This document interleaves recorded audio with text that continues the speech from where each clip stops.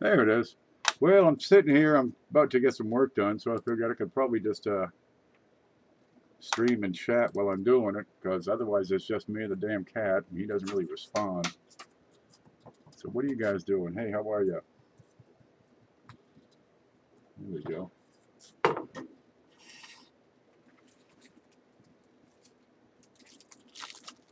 Oh, anybody here yet? Look, Penny Pincher, you still active and live and talking? I've got your coins here. Matter of fact, they're right in front of me. We've got a couple people here. You want me to sugarcoat it or tell you the way I see it?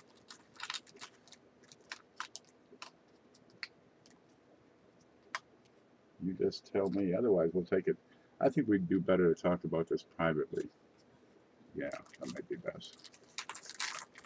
2 people watching. Hey, what are you guys up to? I got to do a bunch of invoices because we had the sale last night. I mostly slept in today. So I got to find out my notes here and get everything tight. Where'd that box go? That's it. Yeah, so I got, geez. Here's what we were able to get through. Got a lot of people streaming all night. Hey, it's a good night for it. What day is it? Tuesday? Wednesday? I don't really know. Oh, I forgot to take the trash out. Did nobody tell me? There you go. This is what we went through Friday night. Except this is the side we didn't get to. And that's the side we did. And they're all out the door. So I got to get invoices ready for everybody. And we'll do it again probably Friday. Keep working that box. There's Jeff Schumar. How are you? Yeah, we had a pretty good successful sale Friday.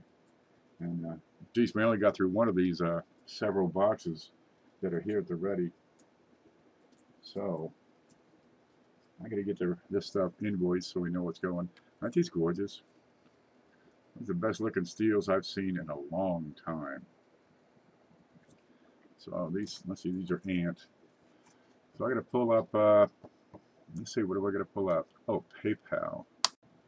I do everything on PayPal. Keeps it neat, keeps it tidy. I can get invoices out. I can add to it, subtract from it, edit, make changes. You know, adjust the postage. Give them a, you know, a reminder. Because I start with, you know, 30 days to pay. And that's pretty generous if you look around at some of these other sellers. Oh, Jesus, speaking of which, I gotta send something to Lemon. Lemon had a show. He's probably still on. I bet you. Let me look and see if he's still on. Hello, the computer's gonna drag up. If I try to load a page while I'm streaming, well, first it kills the speed. And a lot of times it's gonna, I think he might still be on. He is. Lemon is still on. Oh, wow. Yeah, he goes right into the early morning.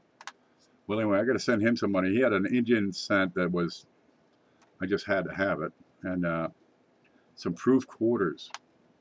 And I had to have those too, I suppose. Let's see, that's awfully strange. Let me look at this screen for a minute.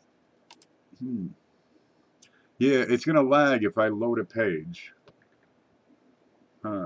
You can't see what I see, but it's a lot like this, except when I show what I see, this goes away, and it gets into, and it looks like that. So in between here, that's actually the screen that I would see, which is what you would see if I was here, or something like that.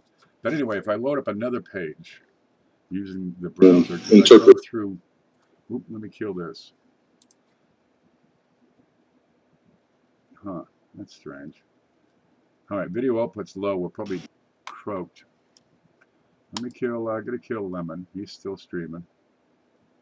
I kill this. And YouTube's running. I better kill that. And what's that? Oh, that can go. Yeah, I got 30 windows up. Hey, can you tell me how many fingers I'm holding up? Maybe it works. I might not be streaming right now. Got no drop frame, so it's on YouTube's end. There. 7 people up all night. 2? Okay, we're streaming. Good. Because I got a red line here. Here's the screen. See this red line right up here? That's usually bad news. Video output low. But I can't see that because I cut this up here. So I got to see this bit over here. There's Dirt. How are you? Yeah, I'm just going through right now. I thought I'd try to get PayPal loaded so I can get some invoices out. Because I've been threatening to do it for, for hours. But, well, I got up really early this afternoon. And then I wrote a harshly worded letter to someone.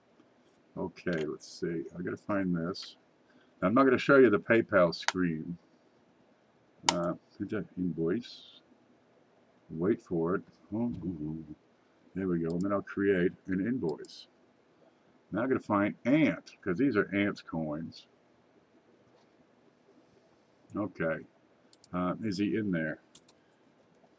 Nope, nothing showing up. You can type a couple of letters and it sometimes will give you that. So now I'm going to open the email and find Ant and see if Ant has sent me his email address.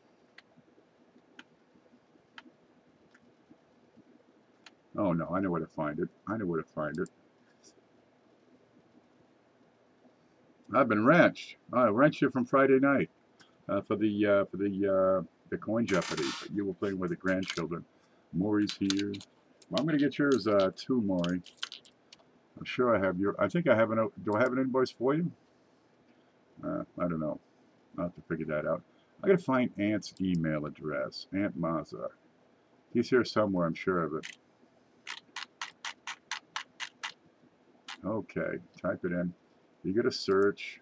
You got to look up everybody's email address. Ant and Sunny. There he is, right there. See how easy that is? Yeah, I don't store personal information because, geez, forget that liability. But the email keeps it and PayPal keeps it, and I can find it sometimes. But sometimes I got to hunt, so that's why it's really handy. There it is. Now I just copy this. That's why it's really handy if people order something to send me an email. Copy. Okay. Then I just find the email address real easy. Put it together. There. Paste it into there. Due date. 30 days. I suppose I can show you this part. Here's the screen. This is what it likes. This is what it takes to put together an invoice. And can we see it? There you go. There. I'll come over here. PayPal's quite simple to use, right? You set up your account, you hook in your debit, you hook in your checking account, and you can, they can pay you, and you can transfer to your checking account quickly. Now, the first, say 50 transactions, they're going to hold back that money for a while, 10 days, 15 days, whatever it is. The more you do, the faster you get your money. You get 25 transactions, no problems, they'll move you down to 4 days or something. You got 50 transactions, they'll move you down to a couple of days. Now, somebody pays me, and it's in the account instantly. Okay, now we got down here. I always set this up. Thank you for your support. And I give them 30 days. And I keep a track of it over here in the note section. 7-11. There. And then, if I have it, over in Notepad, I've got stuff I copy paste, and that's not it. Okay, let's dig that up. So I can copy and paste, return, cancellation policy, all that stuff. And let's see if we can find this. Let's see, coins. It is on the hard drive, so I got to pull the hard drive. There you go. I pull the camera, plug in the hard drive. With the hard drive plugged in, and I go to here. Let's see, where's coins? What's it doing? Stop doing this. Okay, go to the coins. And what's it on Facebook? Group sales. Yeah, so I got notes at the ready. I just have to get in there and copy and paste. Like if I'm going to sell something, I copy and paste this section right here. Right? If it's going to be an auction, I'm going to copy the bit above that. Okay, so here is the bit that goes in. Where'd it go? In there. Dun, dun, dun. What do you got here? Payment due within 30 days. Ships when paid. Until paid, items can be added without additional shipping unless otherwise stated in the item listing, as long as it'll fit. Rolls, set, books, and supplies ship according to weight. Now I charge $3, you know, for just coins, individual coins. You know, small packages cost me $2.62 for shipping. There's a label. There's the mailer. What else is there? The invoice, that sort of thing. A bunch of coins, yeah, it can cost a bit more, you know, $5. I've had them order so many coins, I got to jump up to a bigger box. But if they're ordering that many, dude, I'm okay. But once you get into roll sets, books, you know, that's going to leap the shipping, and they pretty much square with that. Okay, item name. I got 1943 steel. Oh, well, there's Lincoln cents. Lincoln cents. And they're beautiful. They're very choice BU. I'm going to write choice BU. And there's 2 of them.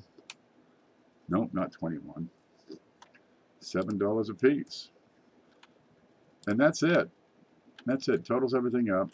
It's ready to send out as an invoice. That's the only thing he has. Let me look over here. Because we had dimes and half dollars. I just kept a list. Okay, there's Mike, his silver, his hidden, Beth, Chelsea. Okay, that can send. So that's it. You know, he'll have that invoice in his email probably 2 seconds ago. If it was me, you'd be there in another day. Okay, and that's it. But the way I organize this, oh, and you can't see the chat on this screen because I can't see the chat. This is what I mean. I gotta find my way home. I come back to here. There, I can see the chat. Hi, everybody. And I put this back up and go home. This is my home setup, so I can see what's going on here. I can see the chat over there. I can see that 16 people are here. God. Somebody needs to send you a razor. No, I'm trying to grow a mustache. Where'd they go? There, see? Grow one of these. I've been working with it. I've been looking for my scissors. Oh, look, they're right here where they belong. Because you can play with these things, right? You can cut a piece off. You ever see that movie with that guy in it? What the heck is it? The Mojo guy?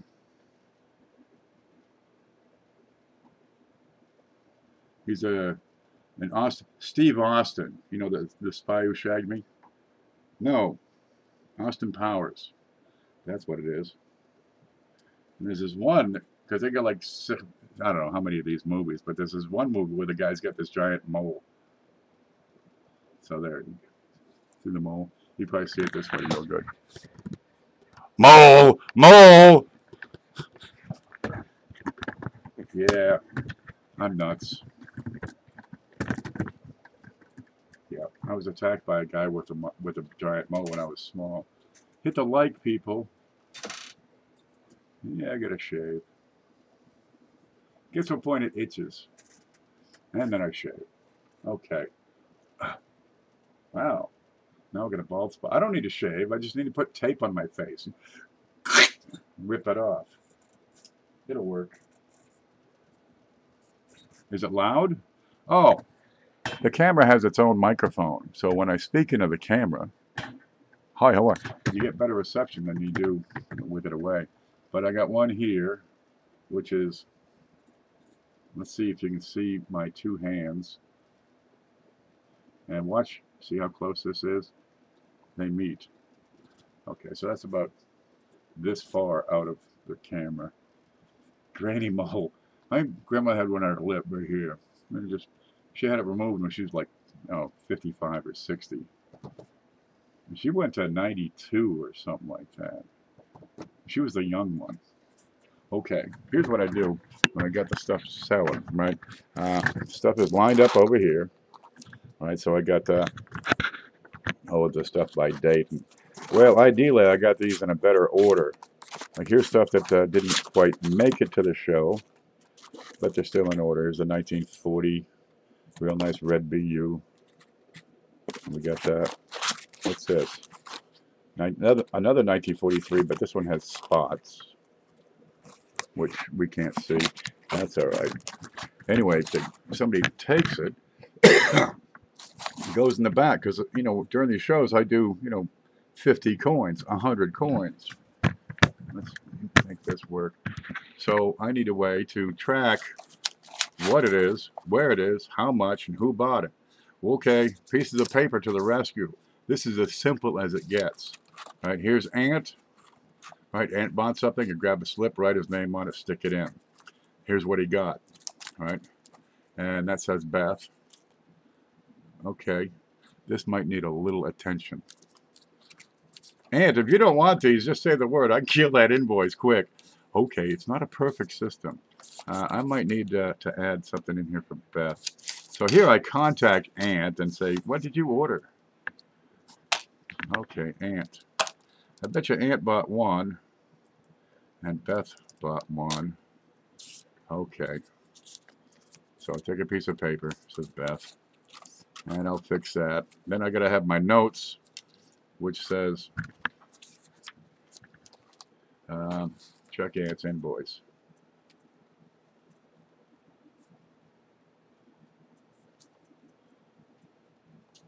And sometimes these notes will be, I mean, 7, 8 pages deep. Okay, here's Coin Dragon. Coin Dragon said, I'll take that and I'll take this. So he's got, oh, he's got that large S on the 28S. Coin Dragon. And that was a straight bin, so that's $9. And then you got, oh, he's got the same for 25 S's. That's got laminations and no note in the back, so it's, I don't know how much it is. It's Coin Dragon. I'll just send it to him. Okay, who's next? We got, here's Beth.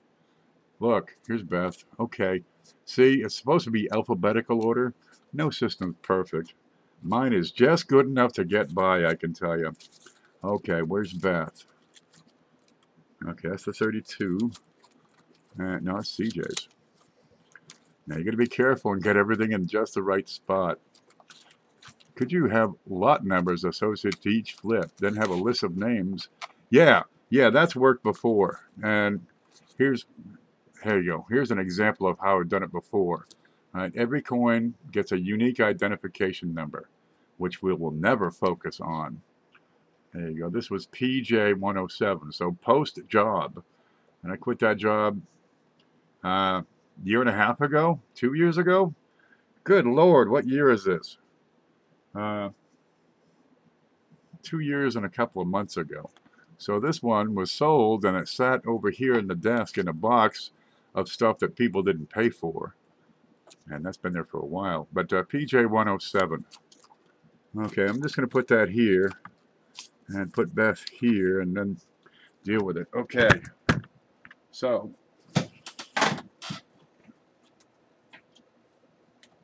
now, another way to do it, if you got the individual lot numbers, and you can print this up real easy. You got your lot number, right? The item, and it's just a listing form. SB bin, starting bid or bin, buy it now price, with the final price in, who bought it, and what invoice it's on. So I can track it from start to finish over here, and that's worked great.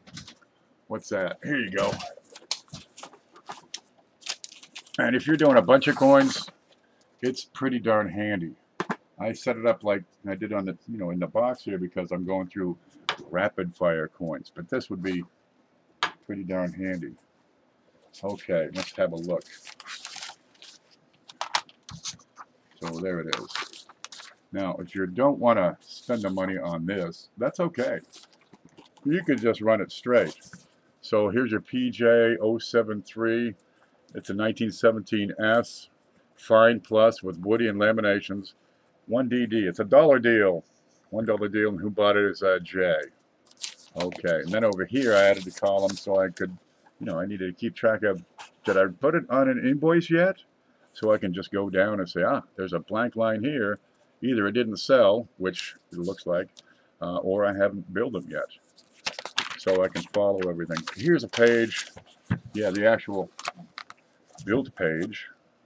I don't have it. This is from 8/28. This is some months ago. Works out pretty good. Let's see if we can see any of this. That's that camera. Okay. But tracking everything, if you're doing a lot of stuff, you got to be able to track everything. And that number there, the key, that's the key to the whole operation, because I got images, and I can assign the image, you know, I can name that PJ388 A and B and C and D. So I get several photos which belong to that ID number. And that ID number is a 1941D and choice BU. Good for, let's see, what is that, a $5? That's 5. It sold for 5. Somebody named C bought it. Okay, that works pretty good. And this, you know, I got everything here. I don't have a date on this, but whatever the letter is, that lets you, that's after you organize it by month, right, or whatever project you're on. Let's say somebody named Jack comes in, and Jack wants you to sell coins. This would be J194. Or you can assign whatever nomenclature you like. Oh, let's see, what was this one? Here's an 18. Hey, hey, hey, hey. Why do they even sell the things? Here, come to Walmart and buy stuff that doesn't work.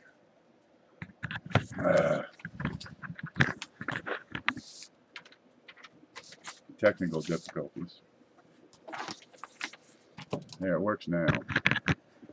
Okay, but you can go back and see what was it. This guy here ordered number 199, right? And I sent him a 1919D. Well, geez, 198 is 1919D, so I know I've got a problem here. Here's a proof Franklin. Somebody bought it for 25 bucks. I can total these if I wanted to. There's lots of different ways. Keep it simple, however. Having their coin with a an ID number, boy, that sure does make life easy. What's this? This is LC. Oh, we'll never know.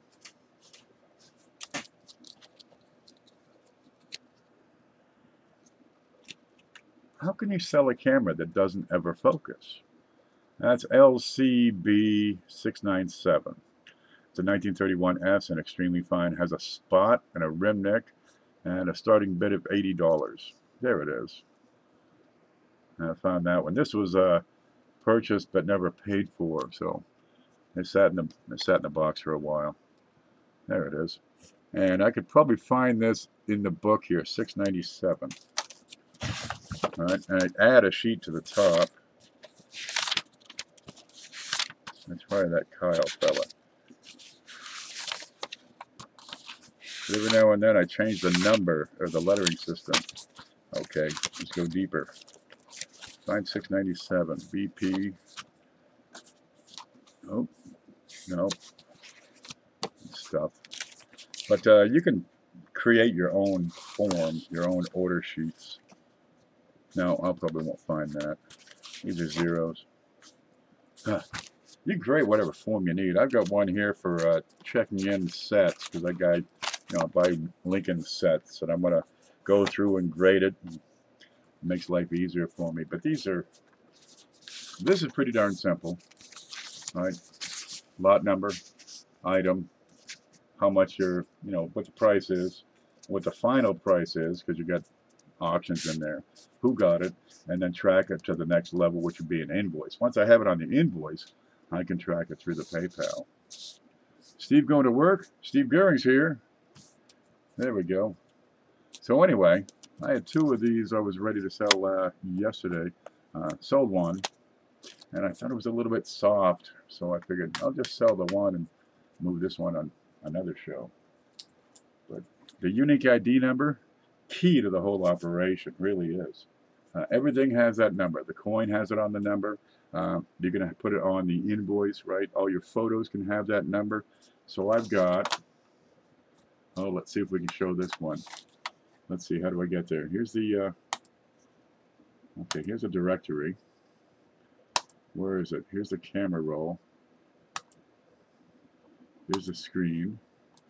So, if I got this right, and it does this every single time. I don't know what the green line is. I take photos, it goes into this directory, right? Once I have taken the photos, I can then rename the photos to whatever the unique ID number is. And then I can go in and say this one. This is all the PJ lots from 1 to 500. And I can open that up, right? Let's say the coin didn't sell, right? I can go back here and pull them right back up. PJ010 was 2005 Satins. And I've got 1, 2, 3, 4, 5, 6, 7, 8, 9, 10, 11, 12. I got a lot of photos of these, so that's no problem at all, right? I look up, let's say PJ024 would be, oh, here's that Franklin half we just saw, that 1961 proof, and I got several photos of that. But I'll pick out the best photos and list that. But I like to have a reflective and a contrasting as best I can with those. But if I sell the thing, that's no problem. I just leave it and move on. If I don't sell it, I can always list it again later. And here's the pictures ready to go. All I got to know is what's that number. All I got to know is what is the number on. Where is it? On, whoa, where'd it go? Oh, on that coin, and I can look it right up, LCB 697. It's effective. You guys find another guitarist? You get a band? I'm so far behind. SJ's here. We can get going now. Now we can start. Yeah, I was actually starting out just to do some invoices. Make sure we get this lined up. Hey, did you see SJ's shirts? Oh, I try to keep it right here. SJ's got these shirts. You can put them on, wear them around town, help her get subscribers and stuff. But it says, I buy coins. And people come up to you and say, you buy coins? And they show you their pocket change. Quit it. Can't you? Getting close to 100 subs. I should do a giveaway. Where is, let's see. Let's go home. No, let's go to the screen. And we go up here. And there is the video directory. Can we see it? It's a handy thing. Oops, what am I doing? The video directory, if we can see it. All right, blues. Are you on here? Blues coins. Blues, there's blues coins. How many you got? You got like 100? Okay, I started to add the subscriber numbers, but I haven't been to every channel this month. But they're getting there, and sometimes, they climb a little.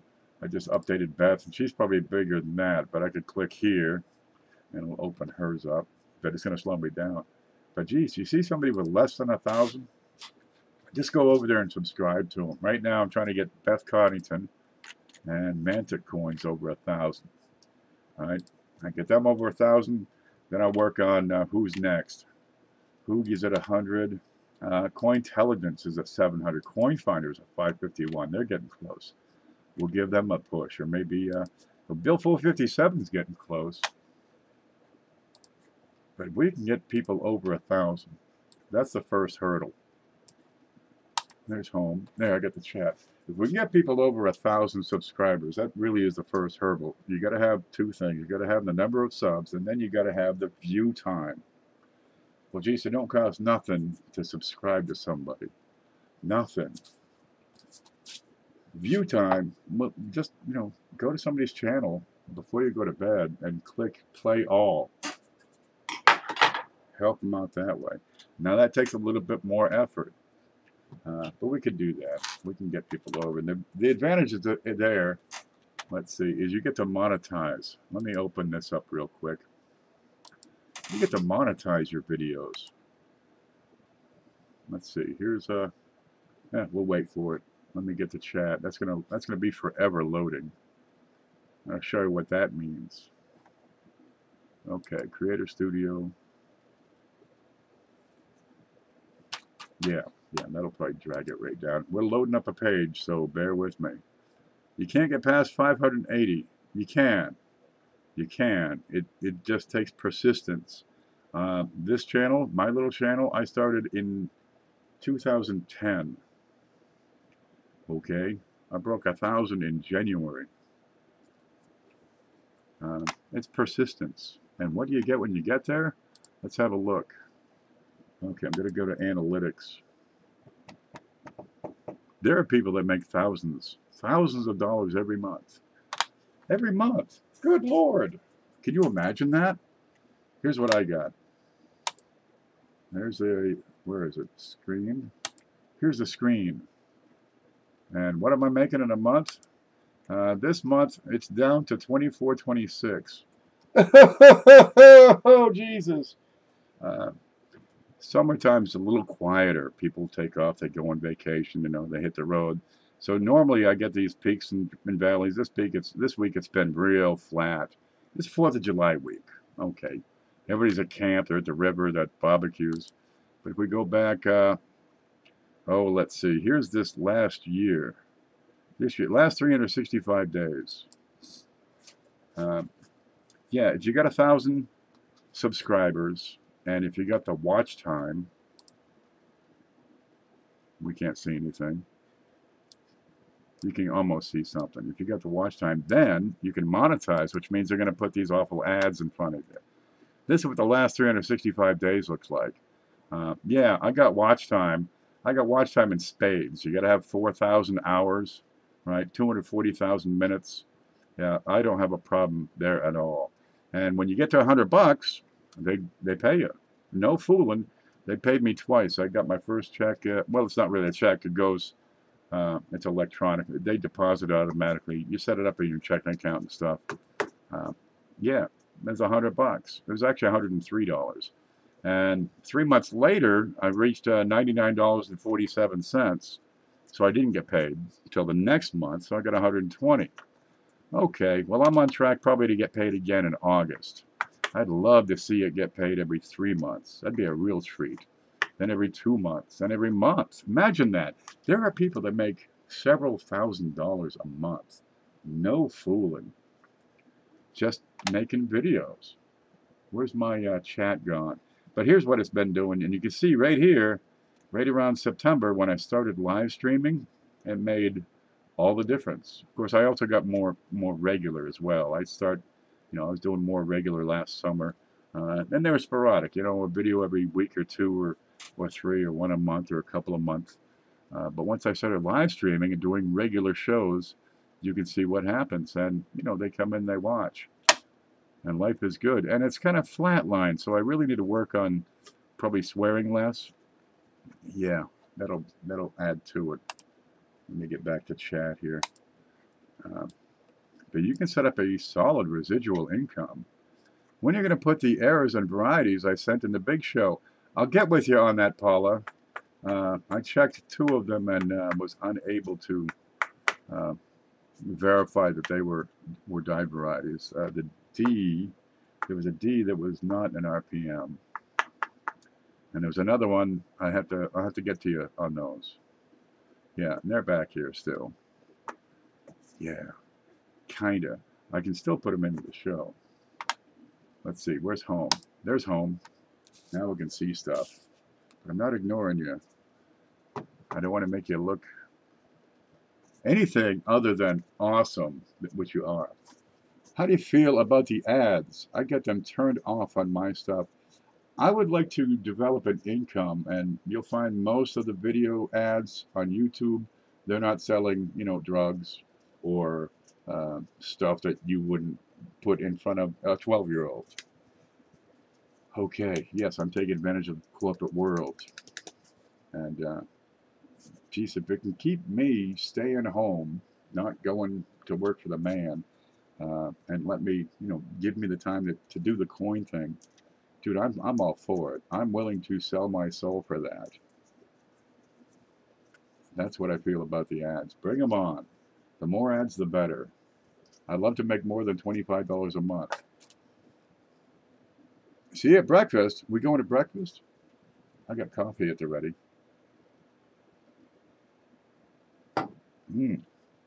But geez, you can talk about coins, join in the community, right? Which is all these fine people. Promote the hobby and generate a side income. There's nothing wrong with a side income. You know, I did a poll, and most people answered that about $200 a month in additional income would be enough to make a measurable, noticeable difference in their lives. It doesn't mean they're moving into a new house right off. But geez, the light bill's paid. If they got a flat tire, it's fixed. In a few months, okay, you can get a new washing machine. That's a a noticeable difference. It's an improvement in their situation. That'll work. You open at 6 a.m. Come and get it. Oh, who's here? We got Mary Love is here. SJ, Blues Coins, Mike Wolf, Steve Goering, Blues, Paula, Lee Hill. I can, but I had to let work take over, but I'm back. Oh, good. Yeah, I've had jobs. I work for a contractor, and dude, you're on a job. You're working 13, 14 hours a day until it's done, right? It starts on Monday and finishes, a month from Monday. And you get up every work, you drag your butt in, you go to work, you do your thing, you make the money.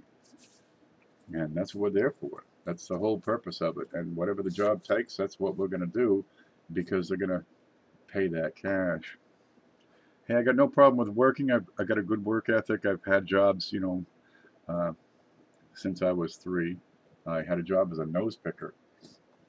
Worked up. It didn't pay much, but I saved my pennies, and I was able to buy my first pair of shoes, and as well as some soap to wash my hands. There we go. But I spent half my adult life self-employed, be it a diner or a candy business or a cleaning business or managing real estate and apartments. Yeah, it's a lot of fun. You really learn what you're made of when you gotta, do it all. Everybody go? It all quieted down. What if I'm streaming again? Let me check. I seem to be streaming. Everybody went quiet. Well, that's okay. But the coins, you can do this. It's a lot of work. Make no mistake about it. Trying to keep up with, the sales, the supplies, make sure your shipping is right. Keeping track of images, photos, who bought what, when, is it shipped, is it invoiced, where is the darn thing? Yeah, there's a lot to it. We're here just listening to you. Oh, I'll start singing in a moment. 15 watching, 15 thumbs up. Okay, I need everybody to click that thumbs up 2 more times. We're mesmerized. Who look? I hate it when people point at me and laugh. It makes me so paranoid. I got a Walmart. They pull out their cameras. Follow me around the store like this. There he goes. There he goes. Watch this. It's tough.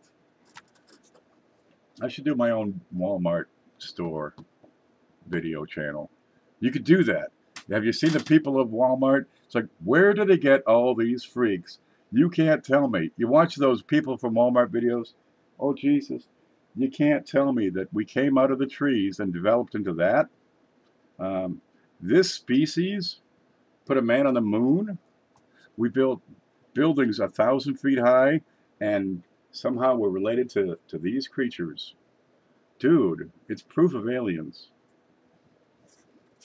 They got people at Walmart videos. No fooling. You could, if you want to meet the freakiest people in the county, just hang out in front of Walmart for 3 or 4 days. Every one of them will come by. It's the teepee tucked in the back. Is that what it is? Usually I got some stringing, from my heel, just going back like 6 or 8 feet. You get through the door, and it shuts behind you. It usually tugs off at least half of it. Sometimes it's tough. Yeah, I've gone to Walmart and forgot to wear pants before. You get a lot of looks, but they're kind of used to that. If you see the people at Walmart videos, they're used to it. Oh, here comes another one. They go back to their phones. Girl, you got to see this. Walmart after dark. Yep. And they let you park. If you got a camper, they let you park at Walmart overnight. Now, if you go to Walmart and you go shopping so you can stock up your camper, and you walk through the store for an hour, I'd really be hesitant to park all night outside Walmart. Dude, there are some freaks in there. Where do they come from? I don't know. Not in Idaho. I actually avoid. Who is a the Walmart 500 feet? Turn left here. Get the hell out of there. Gosh. She said I was going to do some invoices. I've done one and I did it wrong. Full of Gold says hi. It's about time you got here. Now we can start. We're just rambling. It's 3 o'clock in the morning. There's nothing going on. We're just telling it like it is. Yeah, talking about toilet paper stuck in your shirt. Yep. I go and I get grease stains up. You know, like I've eating a hamburger and there's chocolate milk and stuff and barbecue sauce and there's a piece of corn over here. Just walking through Walmart. You know, you got a piece of spaghetti in your hair. That's what's up. How do we become this? We used to be such a novel society, real Tony. You know, people have hats. Used to be back in the 30s. You had everybody. It was a law. All the men had to put on a hat and walk around the neighborhood for 2 hours. You see him in the old movies. You know, Jimmy Stewart, right? He's talking to that girl, and there's like 4 people walk behind him. When's the last time you saw 4 people walking down the road? You know, in a residential district at 7 or 8 o'clock at night with a hat on. I mean, it goes way back to the 30s, and we're almost in the 20s already here. The one by my house, you would think it was campground. Yeah, I'm thinking campers would be a great solution for the homeless. Put them at Walmart. You just moving them away from the door. I think Walmart might just want to invest in that. You know, put up a porta potty here, get a truck that has running water, run them a hose or something at least. And geez, you empty up the door area. Might be worth it to them. Oh, anyway, I was talking about. I really should keep a track of what I'm talking about. I was talking about making a living, or at least some additional income selling these coins. Oh, here's one we had. It was a set of fruits. And I still have a bunch of them available if you want to get into them. You know, I probably don't make a buck. I might make $4 on the package here. But you know, if you sell a bunch of them, if you can make an extra $200 a month, it would be enough to pay probably my cell phone bill was $50. It's here somewhere, I swear. But I wasn't using the darn thing because I never leave the house and I don't get reception at home. So, geez, I made one phone call in 3 months. So what? It cost me $150. Kill the phone. So I got my bills down to nothing. I got you know, a light bill, not too bad. I do have 3 lights on and one of the 4 lights on, which is 3 more than usual. Unless I'm streaming, I got this one on. Lights aren't too bad. The mortgage is paid. I got rid of homeowners insurance a month after I bought the house. I said, here's my insurance paper. Canceled it the next day. Because my previous house, a tree fell on, and I was in litigation for 5 years with that. And what it cost me to pursue that, I didn't make up for in the final settlement, which was bullshit. Don't ever do business with Allstate. I have no respect for insurance companies. Their job is not to pay. Seriously, that is their job, is not to pay out compensation. And they own it. They have everything in their back pocket. We searched and searched for what, 4 months to select an arbiter, and I about threw him out of my house when he came to inspect. Jeez, it's a good thing I didn't, because he was about the only person they hadn't paid off in the whole darn state. So close, need one more sub. I've already got your sub, Mary. You got Mary Love here, folks. Can you get over there and press that? All of you. Let's take a moment here. Where's the screen? Okay, there's Mary Love. And if you put your mouse over her name, these 3 little dots are going to show up. And if you click on those, it'll say go to channel, right? Now I'll right click and go to a new tab or a new window so I don't lose the chat here. And from there you can, let's open that in a new tab. you can subscribe to Mary and get her over that next hump, that next milestone.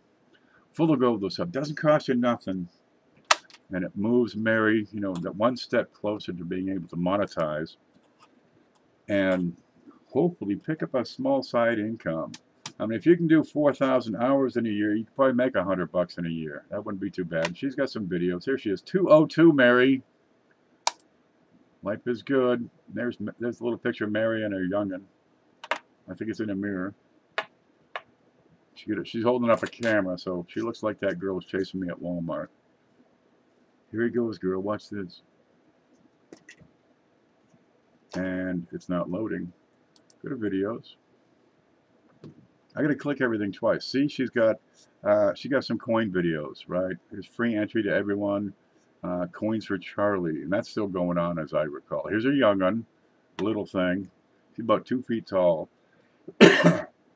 Excuse me, but she does some shout outs to Papa Crypto's, Rivendell. It's me, Brian. It's me, Brian. You see him every single day like clockwork. 5 o'clock to 6 o'clock every single day. Go watch It's Me, Brian. You'll run into Mary there, I bet you. Winner of Roman coins sponsored by Papa Cryptos. Here's oh geez, you got a 1909 VDB from Mark Connor. You know, we know these names. We know who these people are. Subscribe to each other. And just help each other out. It doesn't take a whole lot. Just click subscribe. Oh, and hit the little bell if you can. Mary got 200. Yeah, she did. Now it's 300 is the next. Now, some people, they like to, oh, I hit 200. I have to do a giveaway. I have to give something away. Geez, you know, so many people have not much. I've known people, they got a car, they got their clothes in the back, maybe a TV, and that's what they got. Paycheck comes in, it's gone. They're buying diapers or buying baby food. They're buying something for the ex-wife, whatever it is. Don't feel pressured to do giveaway. Look, if you want to, that's up to you. It doesn't have to be, you know, you don't have to give away. Oh, I hit 200 subs, so here's an $80 coin. You don't have to do that, right?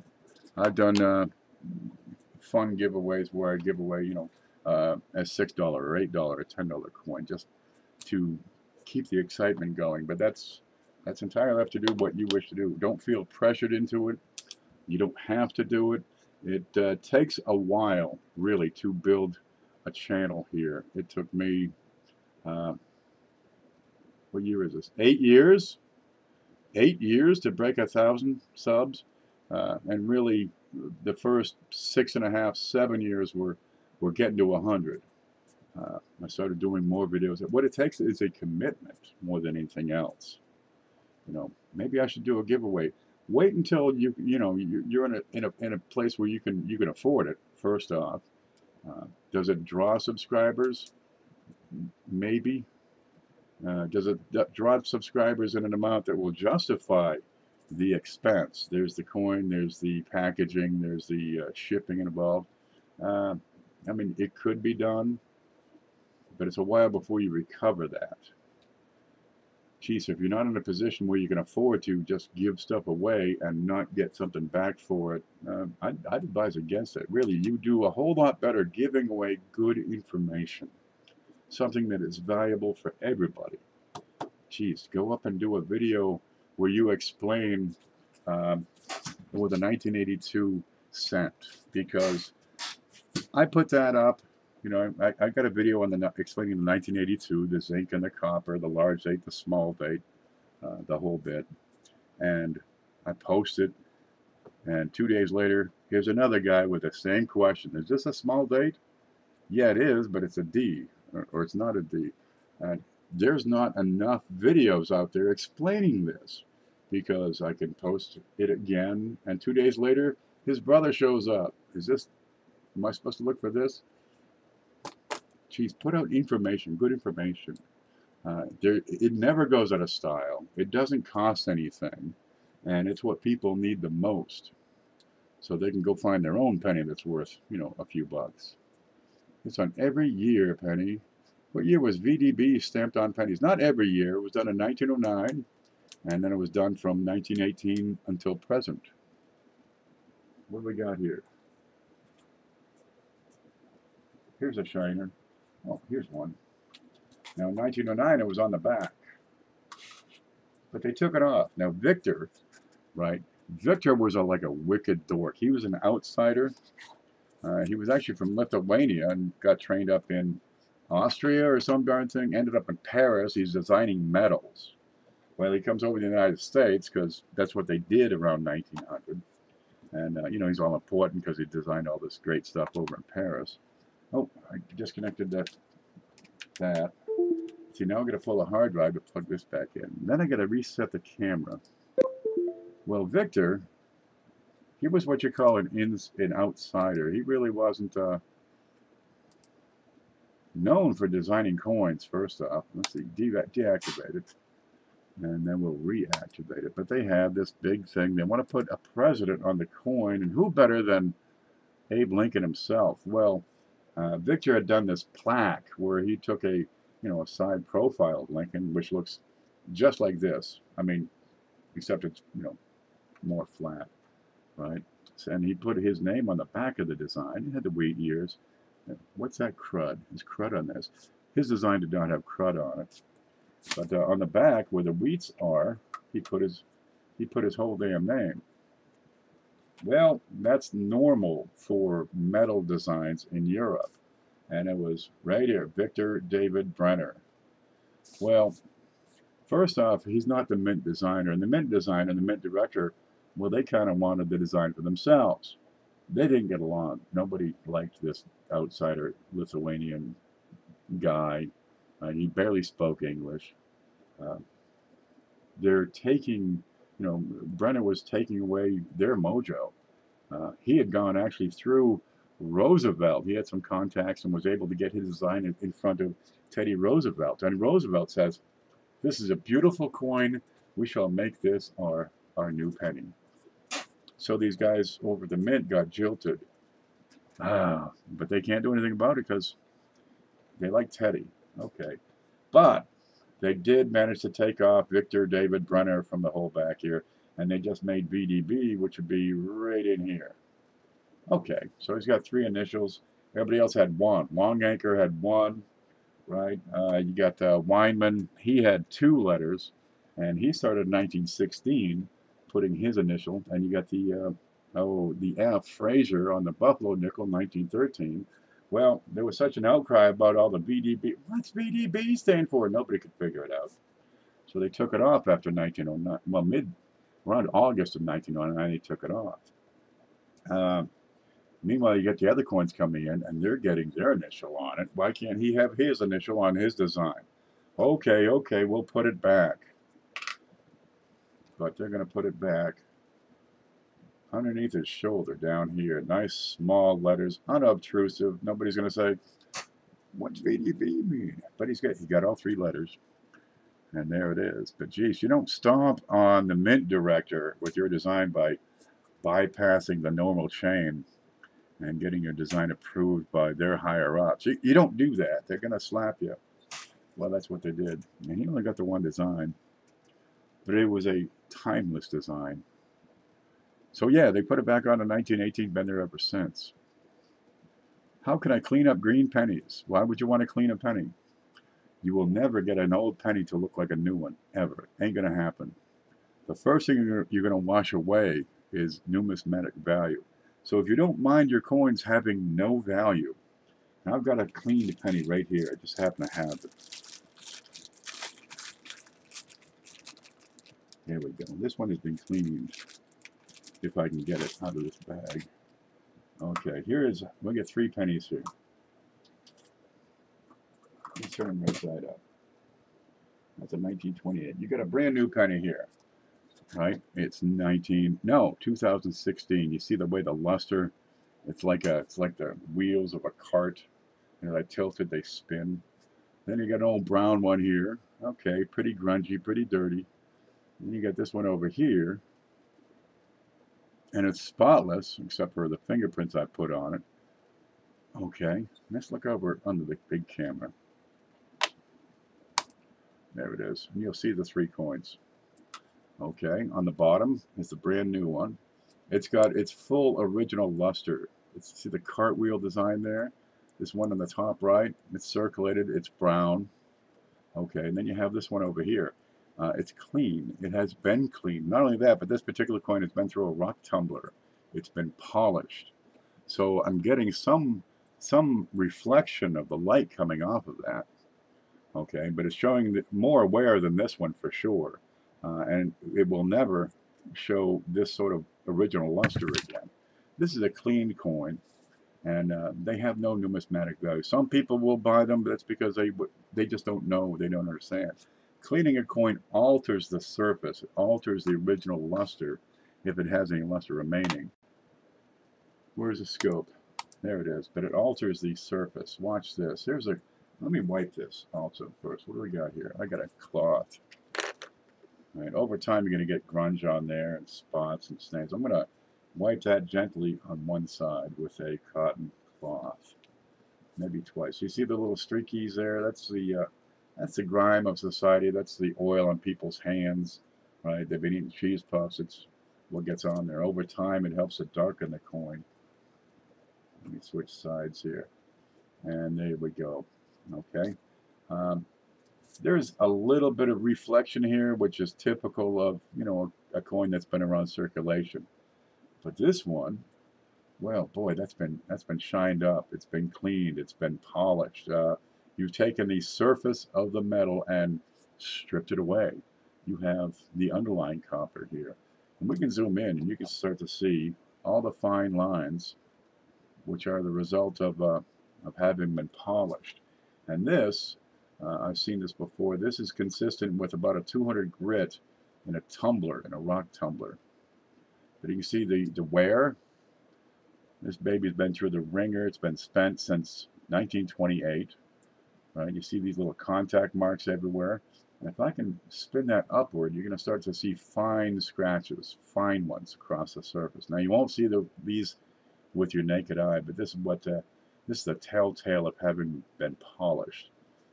It's an abrasive that is used. And all those fine lines. If I put it down, you won't see those fine lines. But also watch the way the color, watch the way the reflection. It's like a shiny trash can. Whereas this new one, it's because of the surface. It's a natural surface and the natural oxidation of the copper. Now, what you have with the green coin, you have a process called verdigris. It's corrosion. Your copper has probably been in contact with another metal in a humid or moist environment. And, well, it's going to act like a battery, right? You've got cations and anions, and the copper will corrode.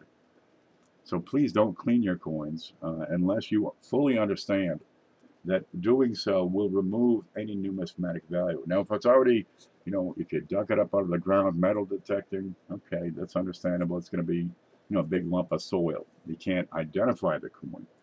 Well, yeah, you can probably clean that one because it already starts with next to nothing for value.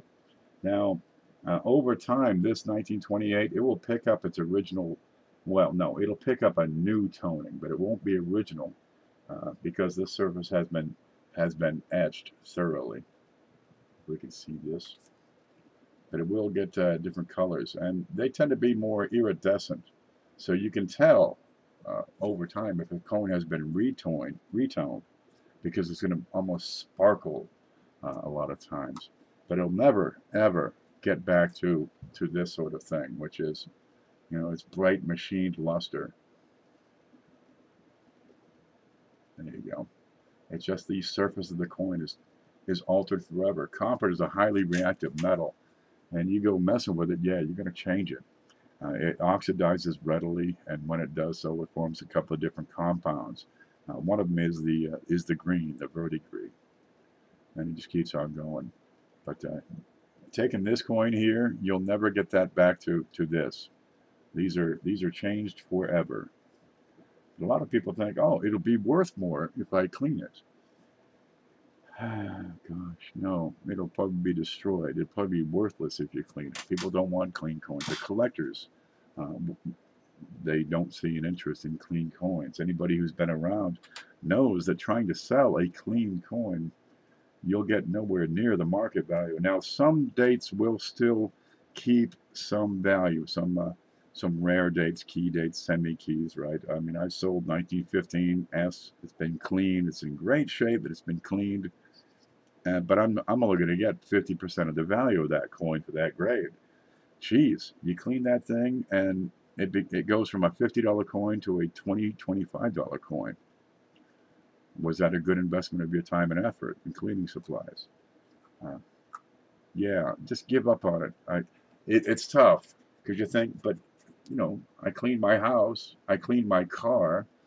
If I'm going to sell my car, I'm going to clean that thing out. Well, this isn't a car. This is a collectible antique, a piece of history.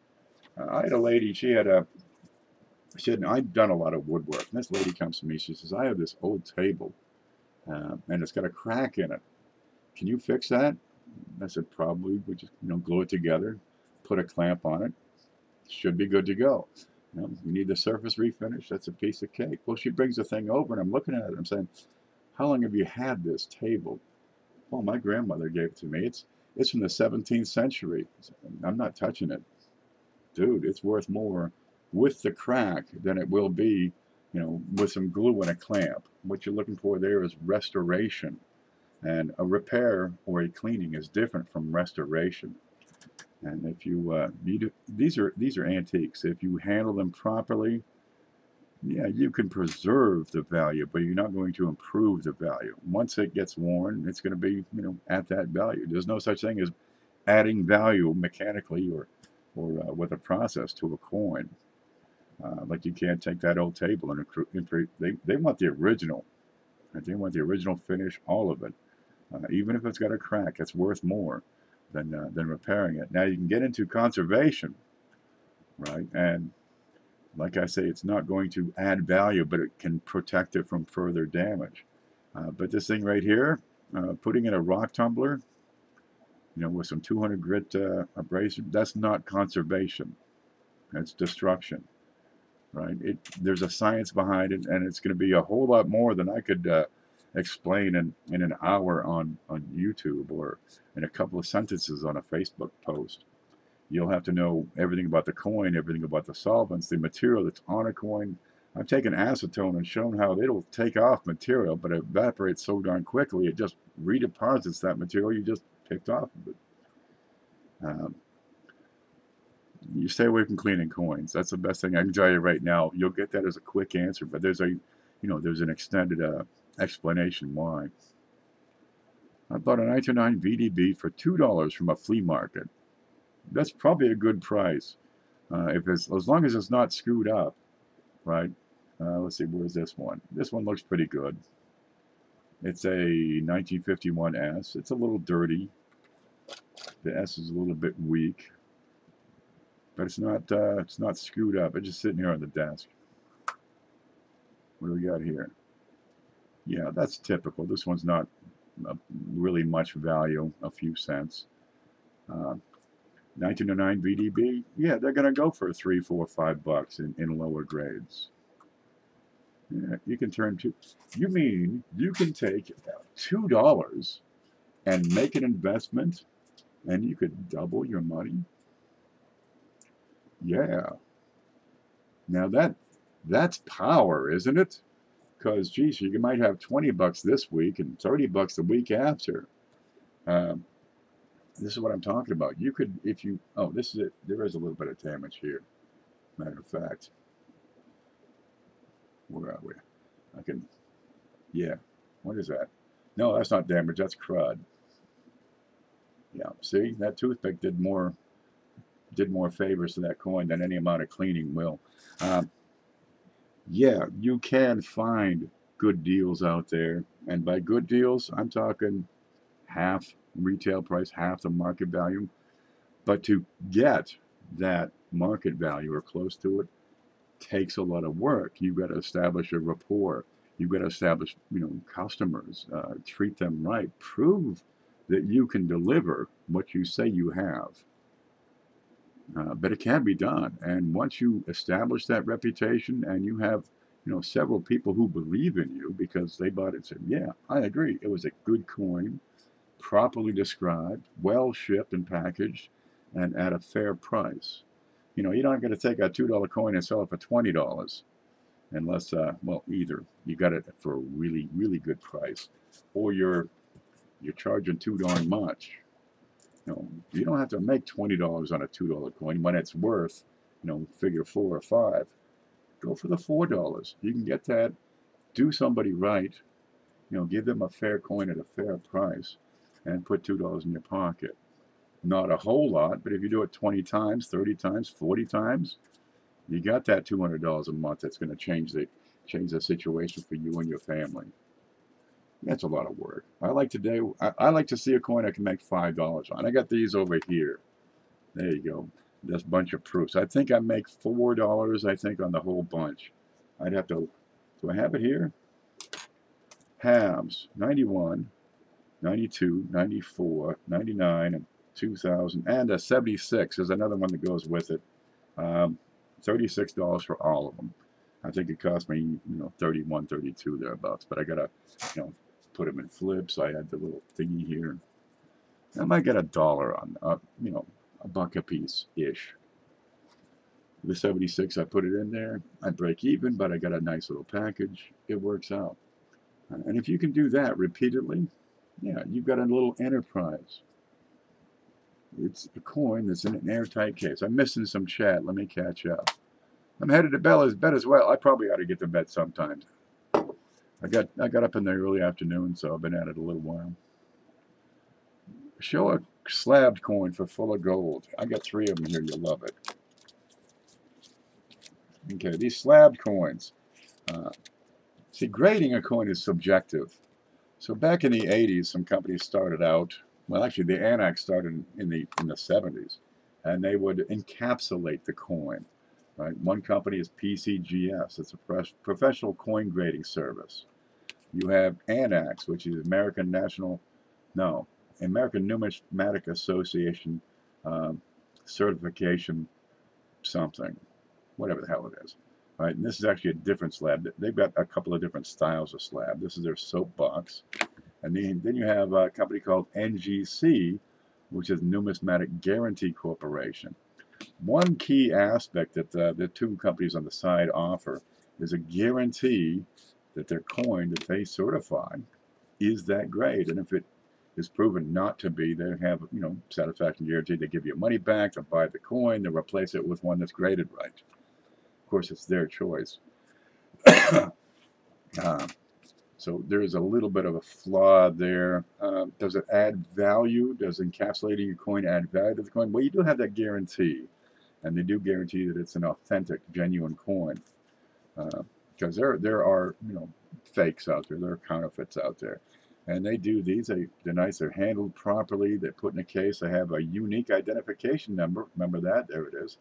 And with the top companies, you can type this certification number into their database right online and get a picture of that coin. All right, and there it is, 03982-016. That's an early slab. Wow, that's like less than 4 million. Okay, this says PCGS, which is a grading company. Here's their difficult to copy hologram. Right, and they're saying mid-state 65 on this, 1972. And you can look at that and decide for yourself. And these companies, these are probably the top 3. ICG is another one that has a strong reputation. Some companies, no, just run away. What if I have it up here? No, there are some less reputable companies. Some people slab them up in their basement, put a sticker on them, close it up, and they're really you can't have any faith in it. These, yeah, they're sealed up beautifully clean. They got environmental controls when they slab it, and they seal it sonically, so they're actually welding that plastic together. Kind of neat there. And they're welded, and there it is again, a hologram on the reverse here. But lately, you've been getting some less scrupulous people that are, well, just duplicating the whole darn thing. You got a fake coin, a fake holder, a fake hologram. Right, to fake the numbers up here, which is why it's important to check those numbers before you buy a slab coin. And that's what slabbing is all about. The purpose when they started doing it, the early 80s, geez, if you wanted to send a picture of a coin to somebody, you had to take the picture, develop it, print it, send it out, mail it. Geez, it was pricey. You want to put together a printed catalog, they were expensive. So we needed a way to be able to market coins sight unseen, which is where this whole thing started. Annex started back in the 70s, and PCGS in 83 or 4, somewhere around there. NGC in 85 or 86. But these are pretty much the top two right here, and Annex is good. And it costs you money to get them certified. You got to send it, you got to pay for shipping, you got to pay for insurance, you got to pay for return shipping and insurance. You have a fee depending on what the coin is, right? Moderns, after 1965, this coin would, if I were to crack that open and send it to them to be slabbed, that would cost me, I think, $16. Maybe it's 19 for PCGS and 16 for NGC. This old one here, it's an older coin, it's a $19 fee, right? Depending on the value, it's worth over like 200 bucks.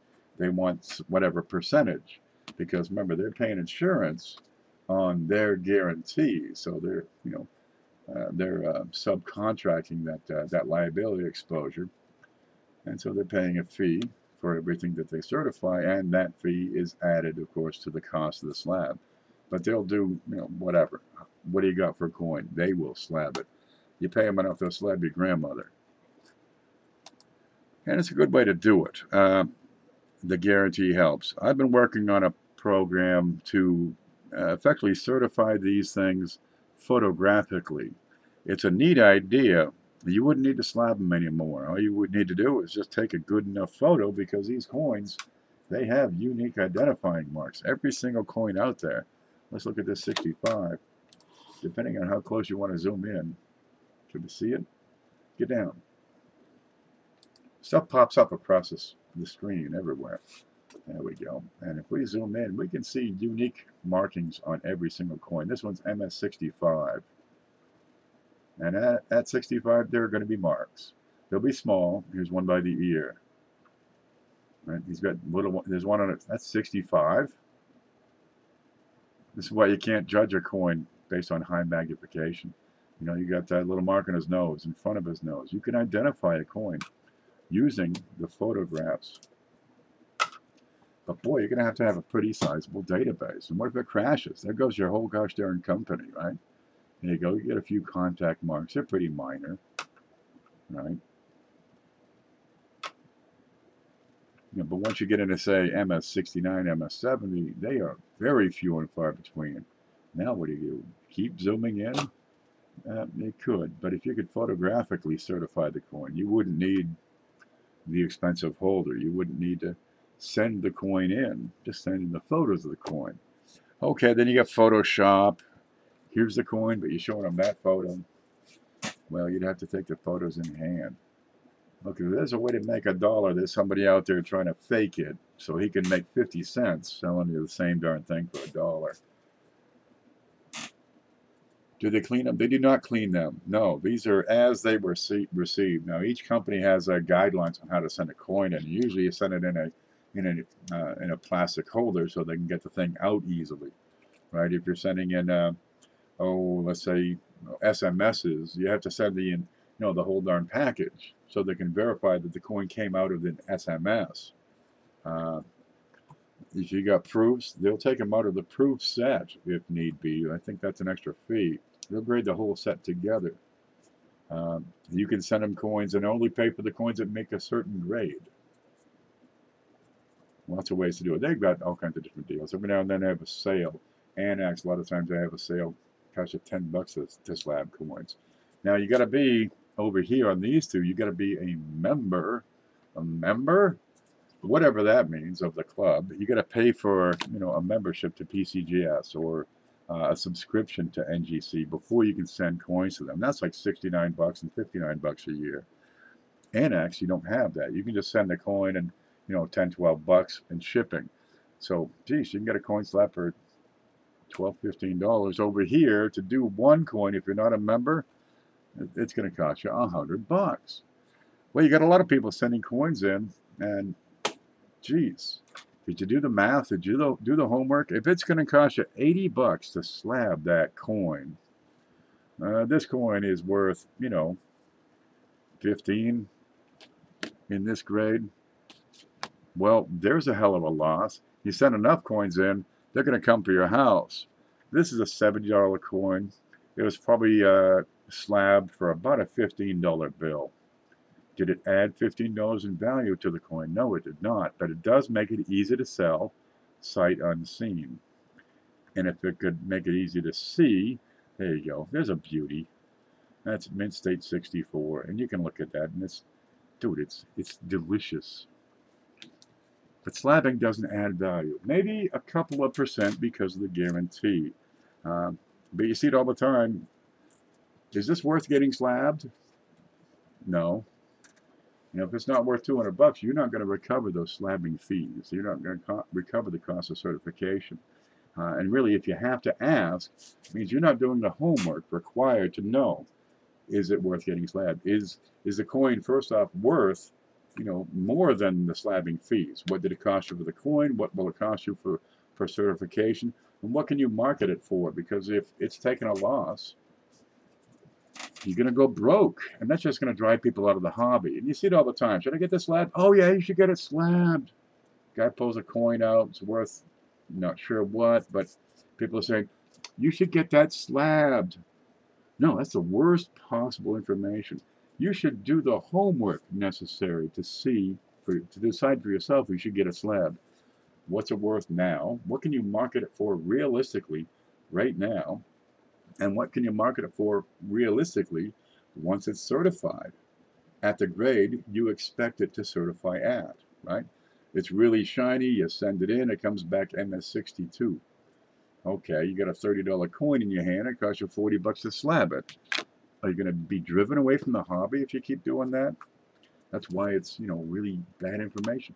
Go and see, really, take a good hard look at that, show it to people, talk about it, grade it. What does it grade for? What do you think it grades for? If it was slabbed, what can you expect for a grade? And once it is slabbed, at the grade you expect, what can you expect in the market, right? Because, well, first off, if you don't have that customer base, you can put the thing up on eBay. eBay ain't going to show you stuff to nobody. You're going to get a $4 bid.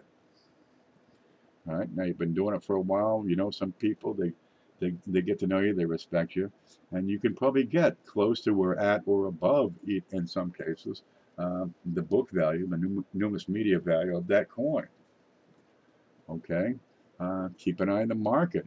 There are no Mint State 64 Morgans on eBay right now. Put that up on a 4-day bid rather than a 10-day. Right, have a starting bid of what you paid. And you can be positive about it. And if you can make a $5 bill, that's not too bad. Because if you can do it 100 times, geez, what would a new truck cost? $300? Add insurance? Add gas? That'd be nice. I could use a new truck. I'm gonna get one that has a horn so it plays Dixie. Wouldn't that be cool? Maybe put some big cow horns on the front. Right, get one of them rebel flags, or I don't know. Give me the flag with a snake on it. Some kind of flag. Gold, yes, market has been low for cards. Oh, it's not just coins. What else can you do? There's exonomia, weird coin-like stuff, like this thing. That's just the coolest thing. I saw it on eBay. I said, I'll take that. I think it was 10 bucks and then another 5 for shipping, so I paid way too much for that, right? You got little silver.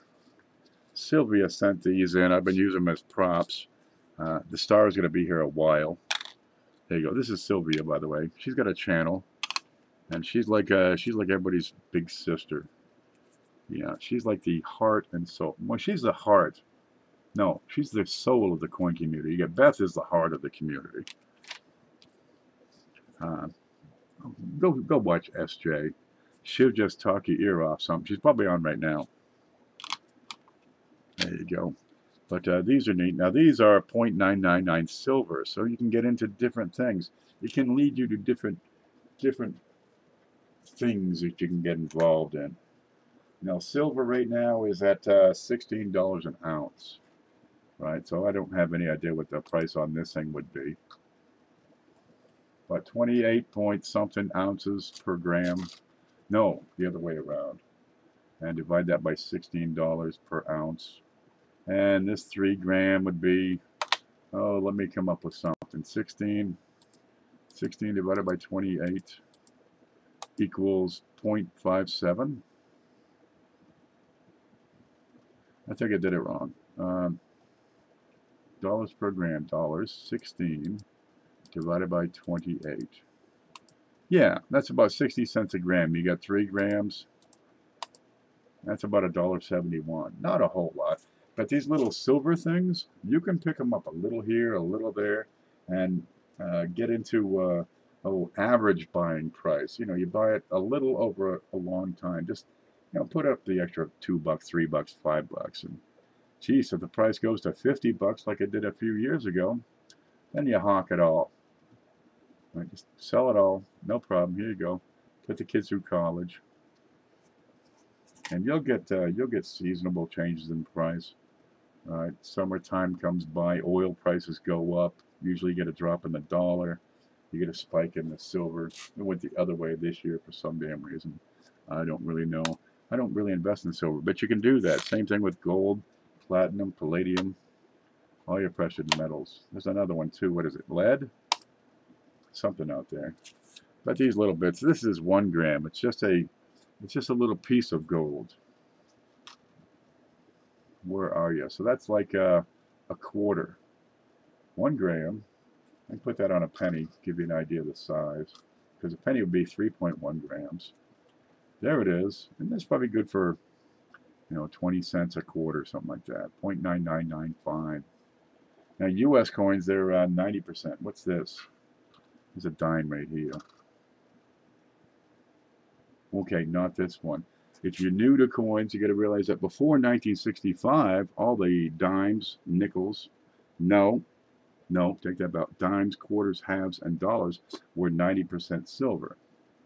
Right? During the war, we had some nickels that were 35% silver. So these coins, they have several forms of value. You have numismatic value. You know, here's a really rare date, you know, a piece of copper, it's a penny.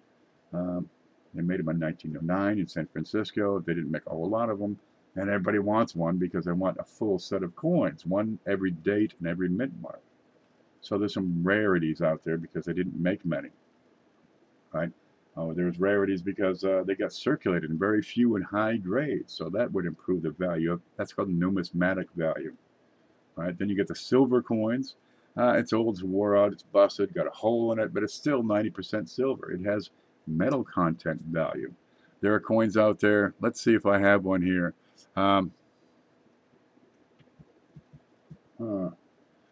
Somewhere back there are coins that have novelty value. Right? There are metals that'll bring, maybe it's, you know, got some porn or something on it from Las Vegas. It has novelty value. There you go. This thing has what is it? 1, 2, 3, 4, 5. It's $1 in dimes and about 20 cents worth of plastic. And people will pay $10 for that. You see it at a yard sale for $1, you pick it up. Novelty value. Kind of neat. Then you have coins, your grandfather gave it to you. You know, I got this from my great-grandmother just before she died.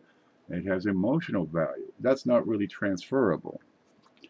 And the best part is, one thing about the difference between this piece of silver here and this dime over here, it has face value. Kind of neat.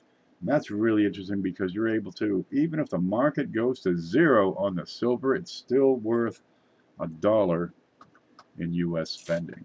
Kind of nifty. Okay, that gold coin I won from you, where do I find information on it? It's like 1600 AT. Did you get the Indian? Which one did you get, Mary?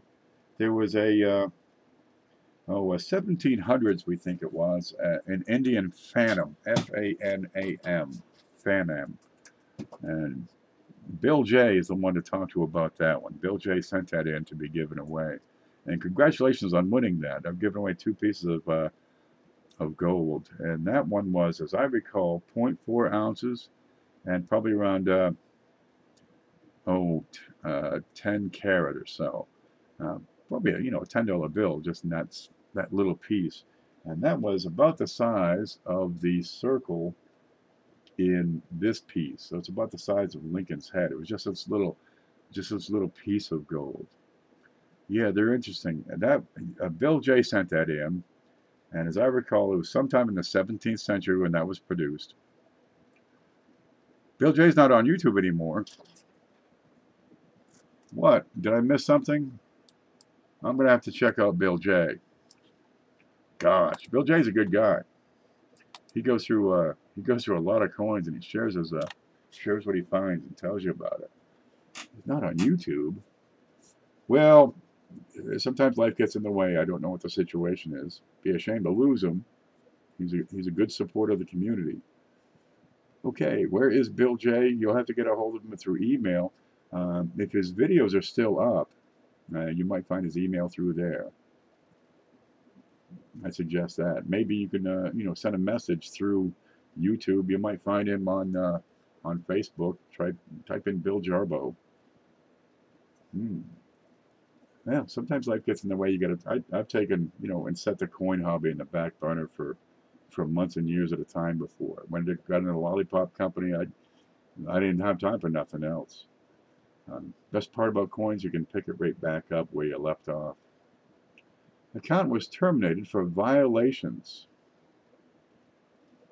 He probably had music playing in the background. Yeah, YouTube's really uptight about that. People, they create songs, they write music, they play music. YouTube, it's really designed for musicians and singers. Justin Bieber or Bieber, whatever his name is. The way we use it, yeah, that's kind of a fluke. But boy, it sure is handy. It's designed for musicians, so they're really uptight about copyright laws. I played music on one video, and I made sure I put the copyright stuff in the description because I did not create the music. I could write a song, I could play a song, I could do a cover, I could play Guns N' Roses, right? Not that I know how to play that piano, dude. I just got it because I wanted to learn. Doesn't mean I've been trying to learn piano for 40 years.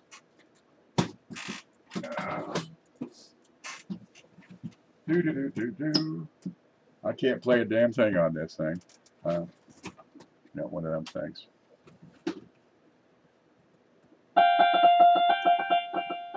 That's about it.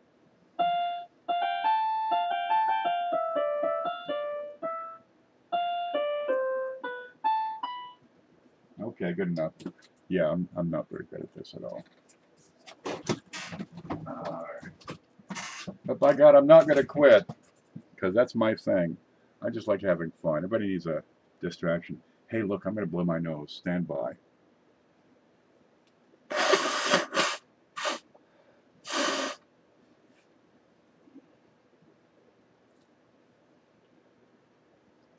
Yeah, but yeah, they're hard up on the copyrights. That's probably what got them. I would guess that's what got them, even if I had no other information. That's probably their top reason for screwing people over.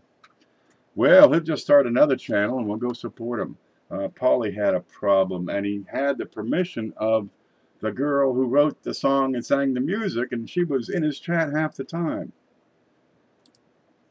Okay, well, they're gonna knock you down first and then ask questions. It's safer for them. They're a pretty large company. Liability becomes an issue, and we have a litigious society, so better to CYA and sort out the mess later. Ain't that a darn shame? Bill's a good guy. We'll see him around. Yeah, don't quit. Okay, I'm slumming down here just a minute. Let me kill some of these other windows I got open. I don't need email open. That's going to slow it down. I never got more than the one invoice done, even though I intend to do, and I screwed that up. I'll fix that or change it and kick that out. Yeah, there we go. A lot of YouTube, it's persistence. It takes a long time to get the word out. You hope that everybody will share your content and rave about it and come in and show up every time and watch the whole stream and leave comments and click the buttons and ring the bells and whistles. but it's really slow. You know, you yell, you give somebody a yell, give them a shout out, and you talk to 1,000 people, and they get 12 subs out of it. It's very slow. The response rates they're kind of quiet, and actually they're pretty good. When I had the candy company, we were talking about putting lollipops into supermarkets, and we were basing our figures on a quarter of 1% of the customers purchasing an item. And we found out that was probably an order of magnitude higher than was expected. And still, that was like 10,000 bucks a month income. Dude, we got to get in here.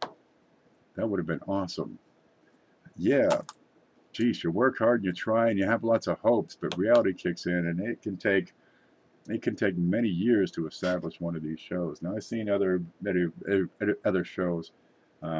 They put up a video, they get 50,000 views in a couple of days. Yeah, there's some good money in there, I'm sure, but they put in a lot of work to get there.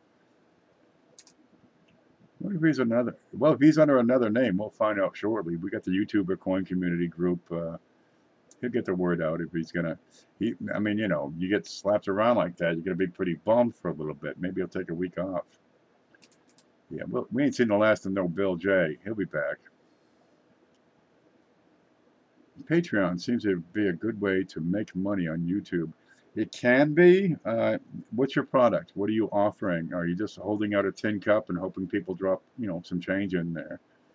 If you have Patreon, give them regular updates. Give them first look, right? You're on Patreon. If I had Patreon, people put in $1, a month, and I get 50 people doing that. Yeah, I could do a sales show once a month, and only the Patreon people get in. How about this one, right? Remember we started off the big show as a raffle. How about we do Patreon, and for every $5 you put in, we invite you to a private big show. That would be neat. Of course, the same thing. Donors come in and give away one big prize, but it's just the people who pay to see. It's an idea. Really, I'm looking at promoting the hobby.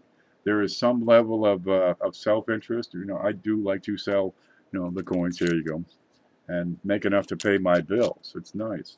I'd like to see the income from YouTube be considerably higher. There is a level of self-interest, and it's in conjunction with promoting the hobby.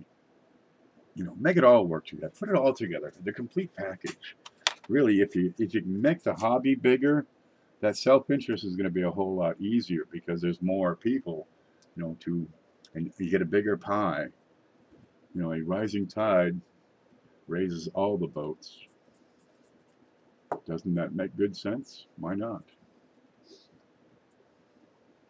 Okay, everyone, you all have a great night. Hi, Ken. You should receive that package by Saturday. Hope it makes it for the big show. Me too. Tracking on your Facebook message. Thank you, Maury. You have a good night. Now, I'm going to take a moment here. I've been on for an hour and a half, and I was just on Robert's show, pounding the coffee, just hitting the coffee like there's no tomorrow. So I'm going to go outside and water the cat. He needs to. I'll be right back. You take a break and stare at these 3 slabs and this cool thing that Paula sent. Yeah, I'll put it right there.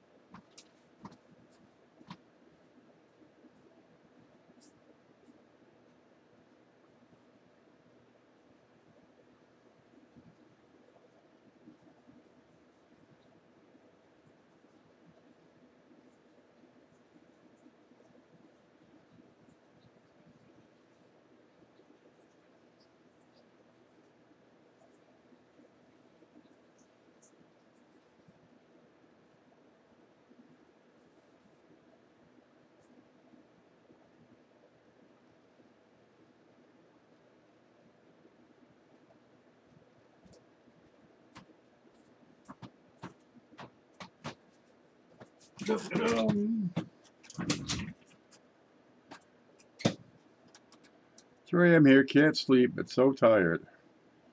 What do? Flip, flop, get up and look at YouTube.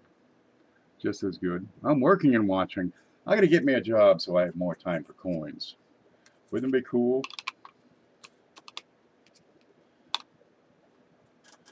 Yeah. Well, we're down to 7 people, but it's, geez, it's 4:20. 4:20 in the morning. That's what I did. You're darn right. I'm not gonna have anything. There we go. I'm gonna have a tobacco product because that's how I roll around here. It keeps me going. You can die of something. At least I know what it is. It's probably not that gruesome. Yeah.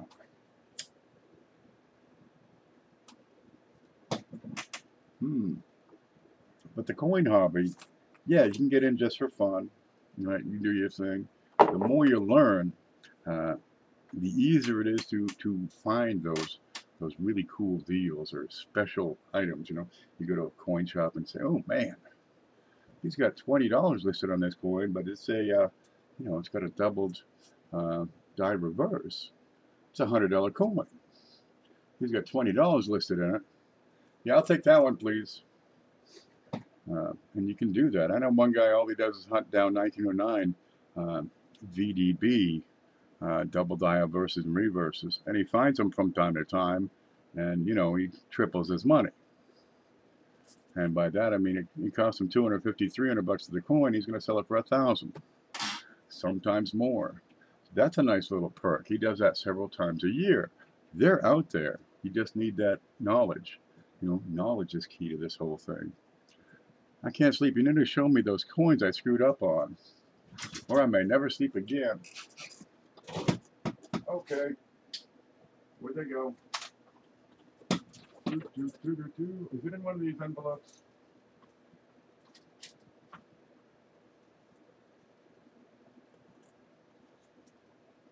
I have to find them. Just a moment.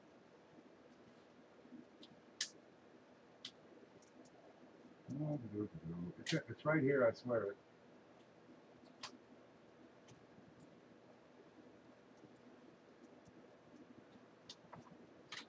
There's only a few places it should be.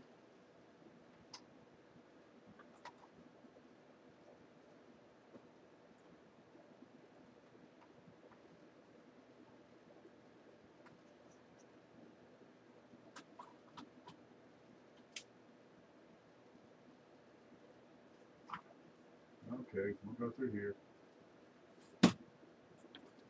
Yeah.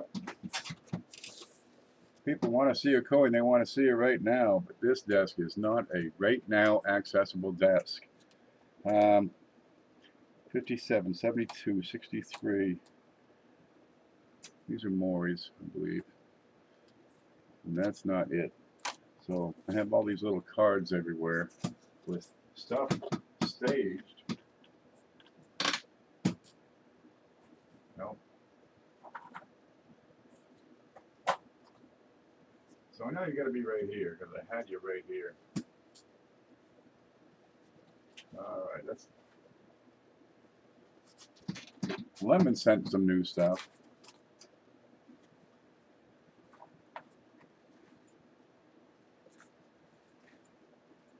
Who's this from? That's from Joe Durbin. Oh, that stuff was so cool. Did you see what Joe sent? Man, oh man. Okay. Oh, look.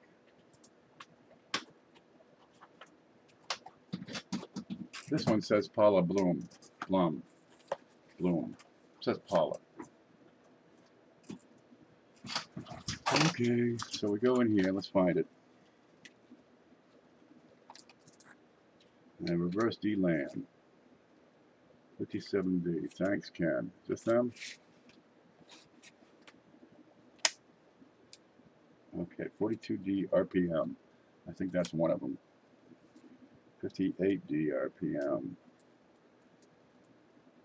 52S by 51D RPM. Unidentified errors and varieties. Must identify yourself. I think this is what we're at. Let's see what we got.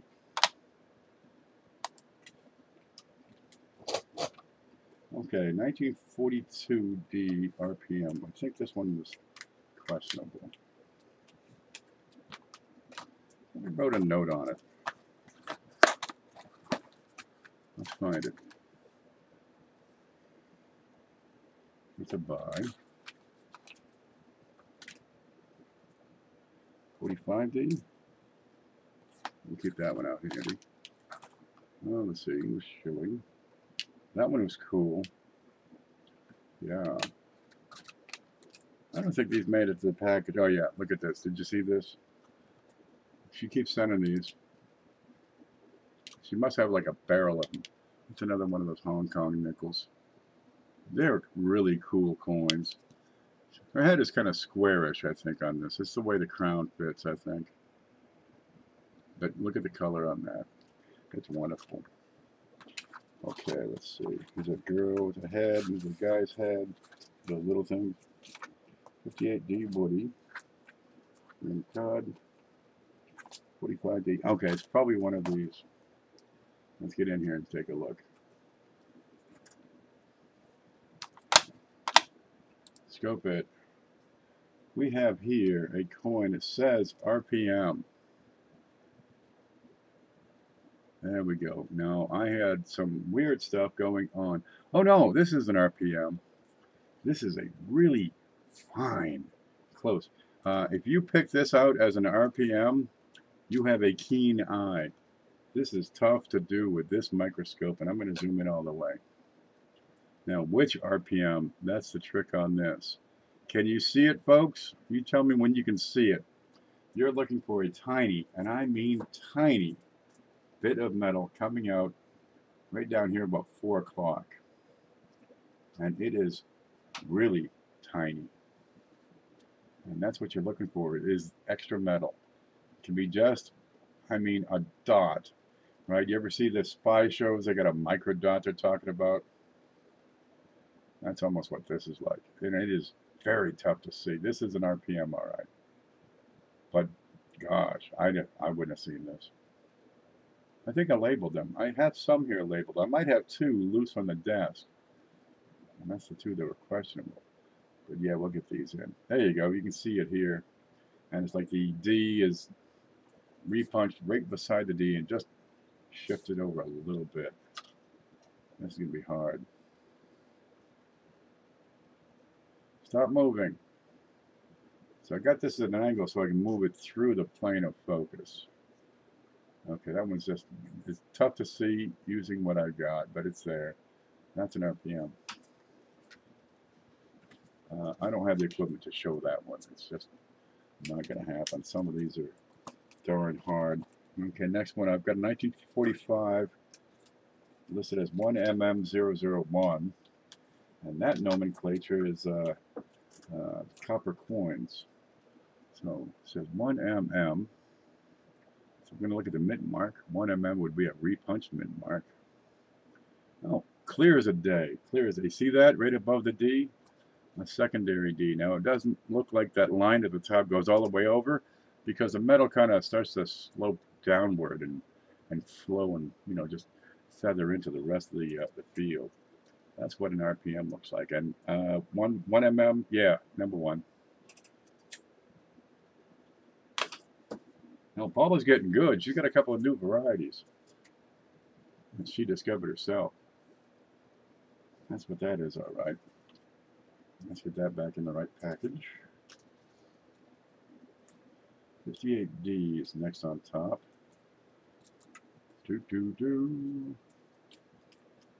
That 42D, I think that may be the one I had trouble with because it is so darn small. Maury says, you might want to look at that auction. Very cheap for lots of silver. Lemonhead has gone crazy. Big pile of lots of stuff. Okay, good night, everyone. Man, I gotta, oh, that reminds me, I gotta send, is that on top? I gotta send him some money.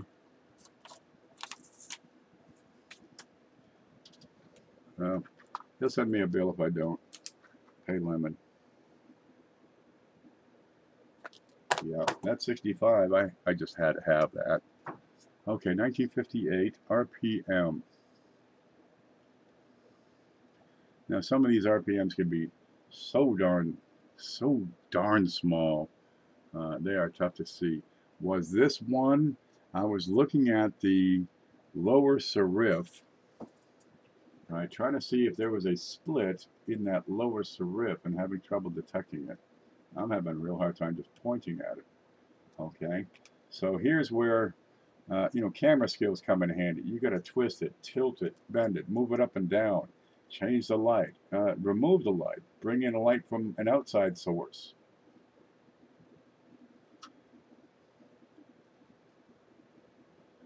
But don't be afraid to question what you already found before. Is this an RPM or is it damage? You got right up here through the 9, you got a big squish. Something hit it right up here. Probably another coin. Could be, God knows what. Somebody dropped it on the ground and ran over it. Who knows? And I've got flattened metal on the top of that D. And looking at it, it seems to go mostly down and then fan out right down towards the field. So if the camera here, the picture with that mint mark, it would start up here, right? There's the top of the D, and it would start kind of straight down, and then down at the bottom is when it would level into the field. Oh, gosh. Then I look at the lower serif. Well, let's look at the outline of it first, because you got this dark area. You stand on your head, whatever works for you. Whatever floats your boat, I'm okay with that. Call in a shaman, have him do a dance for you. Okay, now I've got the outline of the D because I've got the light coming in from all directions, but sometimes when you have this, a tall thing, which a mint mark is tall, in this case, yeah, when you're at this level of focus, it can be. And we're looking at that lower serif, trying to decide, is that a split in the serif? Because that would be, a tilted mint mark. Is it? Gosh, that is it outside my ability to see? Possibly. I'll keep on going. Now I've got some stronger loops back here, and I look at it thinking, it could be, but it could be just a discoloration in a really convenient spot. Hold it still, will you? I'm doing what I can. It kind of looks like something. Is it a split? Gosh.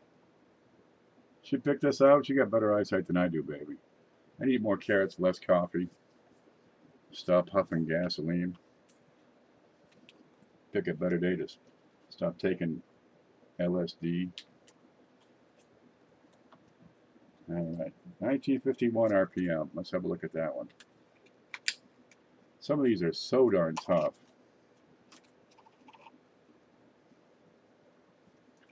Okay, let's see what we got here. What do we got here? Where is it? Show me. There it is. 1951. RPM, yes or no?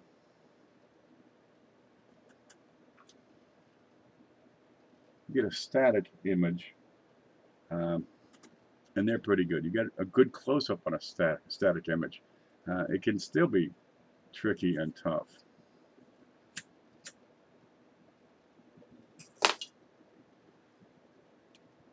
And I sent a dime to Lincoln Central. He looked at that and he had a hard time seeing it. Anyway, it's a pretty bold RPM. So here, I'm going to change the focus a little higher so I can move the coin through that focus. So it'll be at a different angle. Okay, anything here? Let's go over and try tilting it in that direction. Instead of left to right, we'll go north to south. Is there something at the top of the D? Is there something at the bottom of the D? Remember that 52 D we just looked at? This is a 51. Is that a little micro dot down at the bottom of that D? Remember, you go from one year to the next, so you get the same guy, probably the same guy, making these things, punching these mint marks in. Now, you figure the guy's been doing it for 40 years, he probably is going to do it the same way. And we look at the bottom serif. Let's try putting some shadow in there. That's a little split in that bottom serif. Okay, so we can take that and then look at the various sites and see if they have something listed. Okay, so that's that's highly suspect of being an RPM. That's marked as 1951D RPM. Yeah, that's what it's marked as. Where's home? There you go. That's what it's marked as. And I gotta figure them out for myself. Okay, well, we'll figure it out. Some of these are darn tough, these minor ones, but they're out there, right? And there are people who want to collect every one of them. Who was it? Geez, who is it? Jody Gomez has 260 out of 264 1960 RPMs. Yeah, there are people who are hardcore about this stuff, and they'll pay, a few bucks for them. Okay, so that's probably an RPM. Nailing it down to which one in particular, that's going to be a trick. If it's not one of them, I want higher magnification so I can pick it out better. And I'm working on that. I need to get a stereoscope with a digital camera. Okay, 1952S, BIE. So I'm looking over here in BIE. Unmistakable. I think I actually used this as a picture on one of my things. Did I put this in the, I might have put this in the database already. I'm going to open up I'm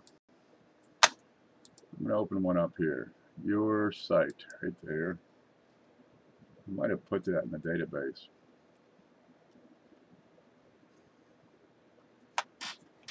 Yeah, we can go over to that. Where's the screen? This is what it looks like when it looks like anything.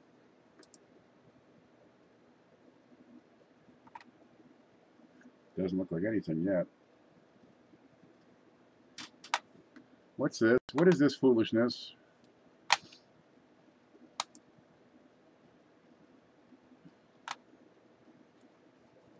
Let's do cent die varieties.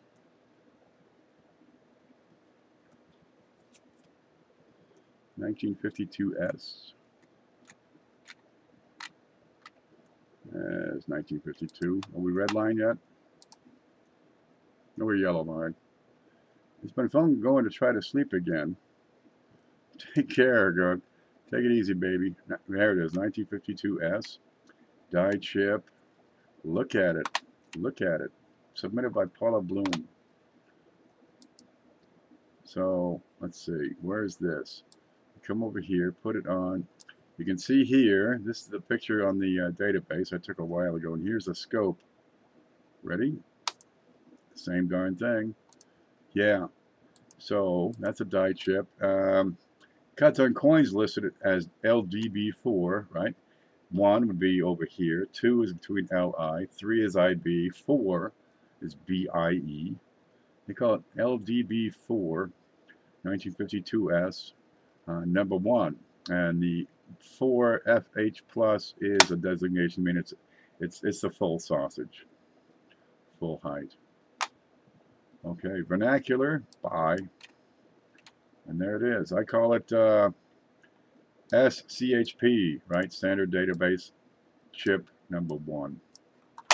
There it is. Full cent is US 1 cent 1952S SCHP 001. And I haven't added the full sausage designation, but that's a full sausage. That's from top to bottom. Sometimes you get just little connectors. Yeah, so we're looking out for you, Paula. There you got. So you submitted by Paula. And I've got, the little thank you. It's not much. It's just a list of people that sent stuff. And you go to the table of contents. And then you find special thanks. And where's Paula? There's Paula right there. Look at that. So we try to give recognition where it's due. Paula sent that in. Let me find my way home here. Did you see any of that? No, probably not. There's a screen. Yeah, there's a thank you page. Special thanks. People have submitted coins for inspections from which photos were taken to expand and enhance the database of those who have offered support, information, expertise, emotional strength, intestinal fortitude. There's Paula. And some other people. And dude, this is just getting started. It'll be years getting that database populated. Okay, home. There, I can see you guys. I can see when it moved. There, I can see the chat. Is that marked as RPM? That is marked as a buy. There it is, 1952 S buy. I think the 58D may be the one that gave me the trouble. Okay, we did the 7, we did the 51, and that was difficult. The 58, that maybe it's a tilted RPM. The 1942, that was the tiny one. And the 1945 1mm, did we look at that one? Oh yeah, that one was no problem at all. I feel special. Well, you should. You're kicking it. Some people get it, right? They pick it right up. Some people never get it. This an RPM? No. How can you tell? Because it doesn't have a mint mark. Yeah, that's a good one. That one's clear as a bell. Some people pick it up easy. They understand it. Whatever the process is of visualizing how they're made, they understand it. And Paula's got it down. And some people just don't. And you explain it to them, and explain it to them, and explain it to them, and they say, is this lathe lines? No. Somebody stepped on it and twisted. Are you sure it's not lathe lines? And then you just hit every block key, block, block, block, block, delete, call them names, you know, call his grandmother and say he died in a car wreck. Just stop. Some people just don't get it. Look, I'm willing to help somebody out, but after a year and you send them 30 pictures every day, I'm going to stop, right? You got another really cool find? I'm sure you do, but I'm not going to check that. You used up all your, can you help me with this? You know, they say, can I send you a picture of a coin? Yeah, go ahead. And then they send me 20 pictures every single day for months. Sorry, you've worn out your welcome. Hey, I'd be more than happy to help you out, but at what point are you abusing this help? Because there's 100 other people that want help too.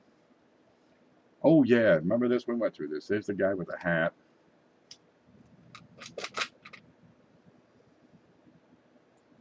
Yeah, that's Lone Wadi. He's on a Soles de Oro. Cinco de Soles de Oro. From, oh, that's Tupac Shakur's old man. There he is, Lone Wadi. You ever see that movie? Lathe lines? This ain't lathe lines. That's lathe lines. There was this one person who would take a picture off of one Facebook group, bring it to another Facebook group, ask about it, right? Get informed, then go back to that first group and pretty much type in the answer verbatim that she was given. And what? Look like a hero? Okay. There she is. She just doesn't do it for me. There's Lizzie. Maybe it's the fact that she's 94, 92. Let's open that up. Oh my God. Yeah, I put a 50 center in the package. I think last week. Oh, this is another one. This is a Hong Kong 10 nickels, 1963. 50 cents. 50 Hong Kong pennies. Now, if I take the 10 cent and the 5 cent and the 1 cent, would I be able to decipher what this means? Use them as a mutual Rosetta Stone? Maybe. Yeah, I'll get into that. You need to close some windows. We drag it again? One moment. Here, look at this. Close some windows. I've got my blog. I got the database.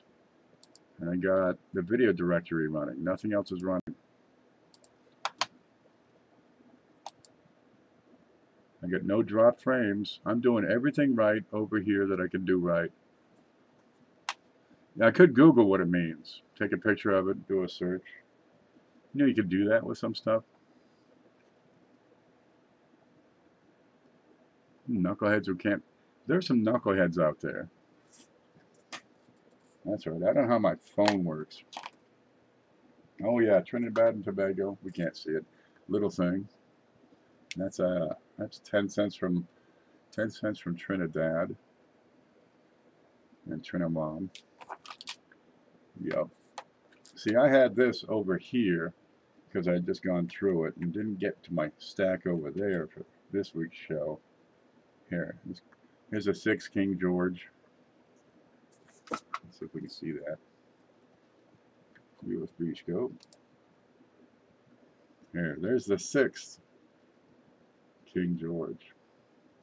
But it's actually King George the 6th, because here in America, we drive on the left side of the road. See, in England, they do it on the right side of the road, so you get the 6th. Well, anyway, there he is. He had good hair, George did, and that's a Hong Kong 10 from 1948. Yup. I'm going on a boat in, I don't know, October. My sister's taking care of all that. She says, "You gotta go on a cruise with us." All right. So we're going on a cruise down off the water there. We're gonna go down to Miami. She's gonna fly. You know, I'm right here. I'll drive. Let's see what else is in here. Was there something in there? Those are in there. Yeah. Is there another envelope? And if so, will I ever see it? I think there was 2 envelopes. Or was it an envelope and a stack? Look, I'm going to put it back up for now. I would love to go on a cruise. Well, go!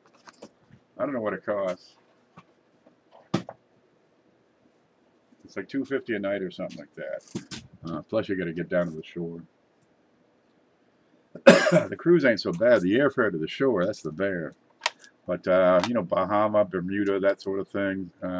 Not you know, just up north, just right off the coast, zip around, quick little trip.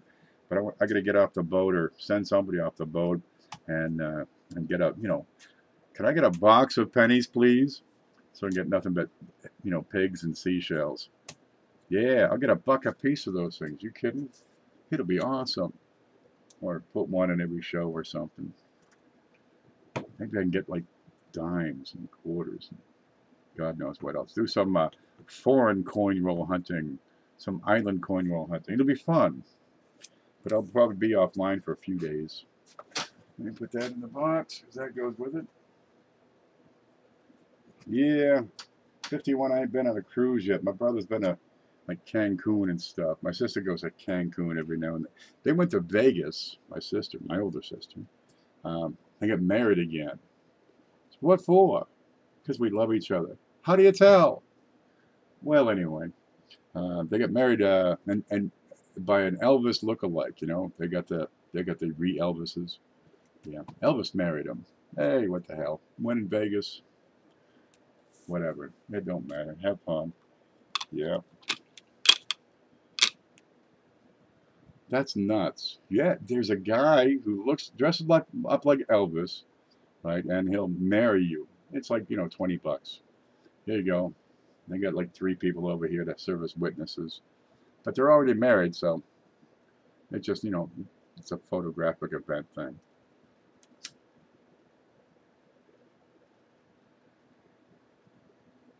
I've been on 2 cruises. Really great way to vacation. Hey, you got everything you need. You got porcelain, right? For years, we just go to Maine and, you know, just go to the beach. My uncle had an island in the middle of a small pond. It was a small island. My front field is bigger than that island. It had a cabin. There's a kind of a level spot with a hammock. There's an outhouse. And then there's the rocks and the beaches. Now, there's a path that goes down to the dock, which is alongside this rock. Remember, Maine is just glacial moraine. And the north end of this pond, there's what the hell's it called? Mountain. I don't know, I think it's Sugarloaf or something, whatever. It's Bald Mountain. The glacier would come over the north side, and you have these low slopes. And then the south side is steep because the glacier would pluck the rocks out and then go south. And on the south side of these mountains, well, they're not really mountains, big rocky granite outcroppings. A lot of times a glacier would gouge out a valley and it'd fill up with water. But when the glaciers melted, of course, they drop all these rocks, and these aren't small rocks. I mean, you know, we're not talking, you know, 200 pounders. We're talking 30 feet across. These are freaking rocks. These are massive things, and you know, they've been pounded by the glacier and dragged along for hundreds of miles, so they're rounded or smooth. And the various rocks. There's the flat rock, right? And then there's the big rock where you got a bunch of little rocks behind it, which is a perfect natural fire pit. Then you go down to the beach, and that kind of, sometimes it washes out. Get a big storm, there's no beach. So every time you come back from the mainland, you grab a couple of buckets of sand and just dump it out. And then you get a beach again. And there's some, you know, different rocks in the place. And then there's the other beach, which you get a fire pit there and stuff. Yeah, but that's what that place is. And that was the whole of it. One side or the other wasn't 200 feet probably. Right, the cabin. Now he bought the place in '62 or '63 from a guy who built it in the '30s and just wrote. And he was going to be a writer or something. I don't know who it was, Jack London or somebody. Anyway, he bought the place and it was just a cabin. And over the years, he put in a bunkhouse. So you got 2 bunks on one side, and each bunk has 2 mattresses. So it was a big, you know, sleep the whole family. On the other side, you had 3 bunks, and you know, you got that much space. You raise your head, you slant. Oh man, it was tight, but it didn't matter. We were drunk all the time anyway. And it had closets and dressers, and you know, put in a, you know, kitchenette sort of thing, countertop. Water was easy. It was all around. Gas. Then he's got a gas stove, gas fridge. After a while, I put in a diesel. I think it was a gasoline generator. So, geez, you can watch TV, but if it's too long, you're going to run out of fuel. So, you're going to run down, put more gas in, and watch the rest of that. The big room he built, as far as back as I can remember, is when he started to build that. Because he, you know, we showed up and he's got this, you know, got it marked out. And then you show up and he's got it cleared and some roots dug up. Then you show up the next year and he's got some pile of concrete blocks. Next year you show up and there's a, you know, concrete blocks are in place and there's a pile of lumber. And then you show up and it's, you know, it's got a roof. Then you show up and it's got walls and glass, windows and a floor, and that was as good as it ever got. Then you show up the next year and it's got a deck over the roof. Man, I need to travel more. Didn't we just go through all these Hong Kong nickels and stuff? Yeah, that was in Maine, and it's a great place. But we go there for vacation. Now he got too old and couldn't stay there anymore, so he moved to the mainland because my cousin, which was his son, built a place, so he just put him upstairs in the garage. Had a little apartment there, so we just go up and, you know, just camp out on the beach. Just as good, and that's what I did for years. That was my vacation. We go up and there's no, you know, no running water, no toilets, unless we go into David's house because he got his place built. So now we got, you know, running water, toilets, air conditioning, a hot tub, microwave ovens. It was wonderful then. So boats aren't too bad, except you don't have to bother cooking. My mom said glacier water smells like bubble gum. Well, I don't know about that. See, that was 10,000 years ago. But there's some glaciers out there, and maybe it does smell like bubble gum. I really haven't smelled very many glacial melt runoff streams. Didn't want travel. That was work. Yeah, the world is a toilet, isn't it? Gosh, you get the Pacific Gyre. Well, there's a lot of humans in it. And we do make a bit of a tremendous mess. I got into organic gardening years ago. Yeah, you can save the world a little bit at a time. But if you really want to save the world, you got to give up. Everybody wants to save the world as long as it doesn't cost them anything. Or they have to, you know, give something up. Like say, electricity or vehicle transportation or air conditioning or medicine. Geez, what are you going to do? We do have an extensive footprint for what we do. We could do a lot simpler, right? Um, Energy, solar energy, yeah, on a local scale it works pretty good. On a larger scale it gets tough because of the transmission issues. You can make a lot of power in the daytime, but you can't transmit a lot of power in the daytime. But on this place, it would be awesome. I would love to get it. Now solar power has come down so much in the past few years. It used to be, $4 or $5 per watt. Uh, you could use 5,000 watts. Now it's like $1 a watt. Chinese put up a lot of solar power plant construction places where they build, the solar photovoltaics. And well, they got the germanium, so it works out pretty well. We tried it over here, but we can't get the germanium. They just increase their tariff on exports, and geez, now you can't compete. So after spending $600 million of taxpayers' money to support these solar PV generating plants, to make the panels, the Chinese said, "Oh yeah, tough. We'll keep all of that. Thank you very much." So they got the germanium, which you need for the substrate on the panels.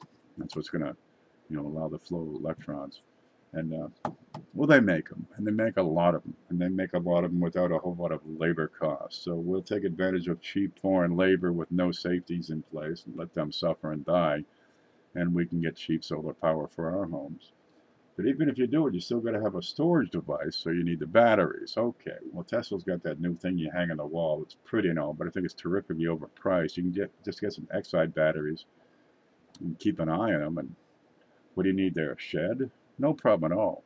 And you can effectively put, inexpensive electricity at your fingertips, and it wouldn't take up but the cover of the roof of the porch over here.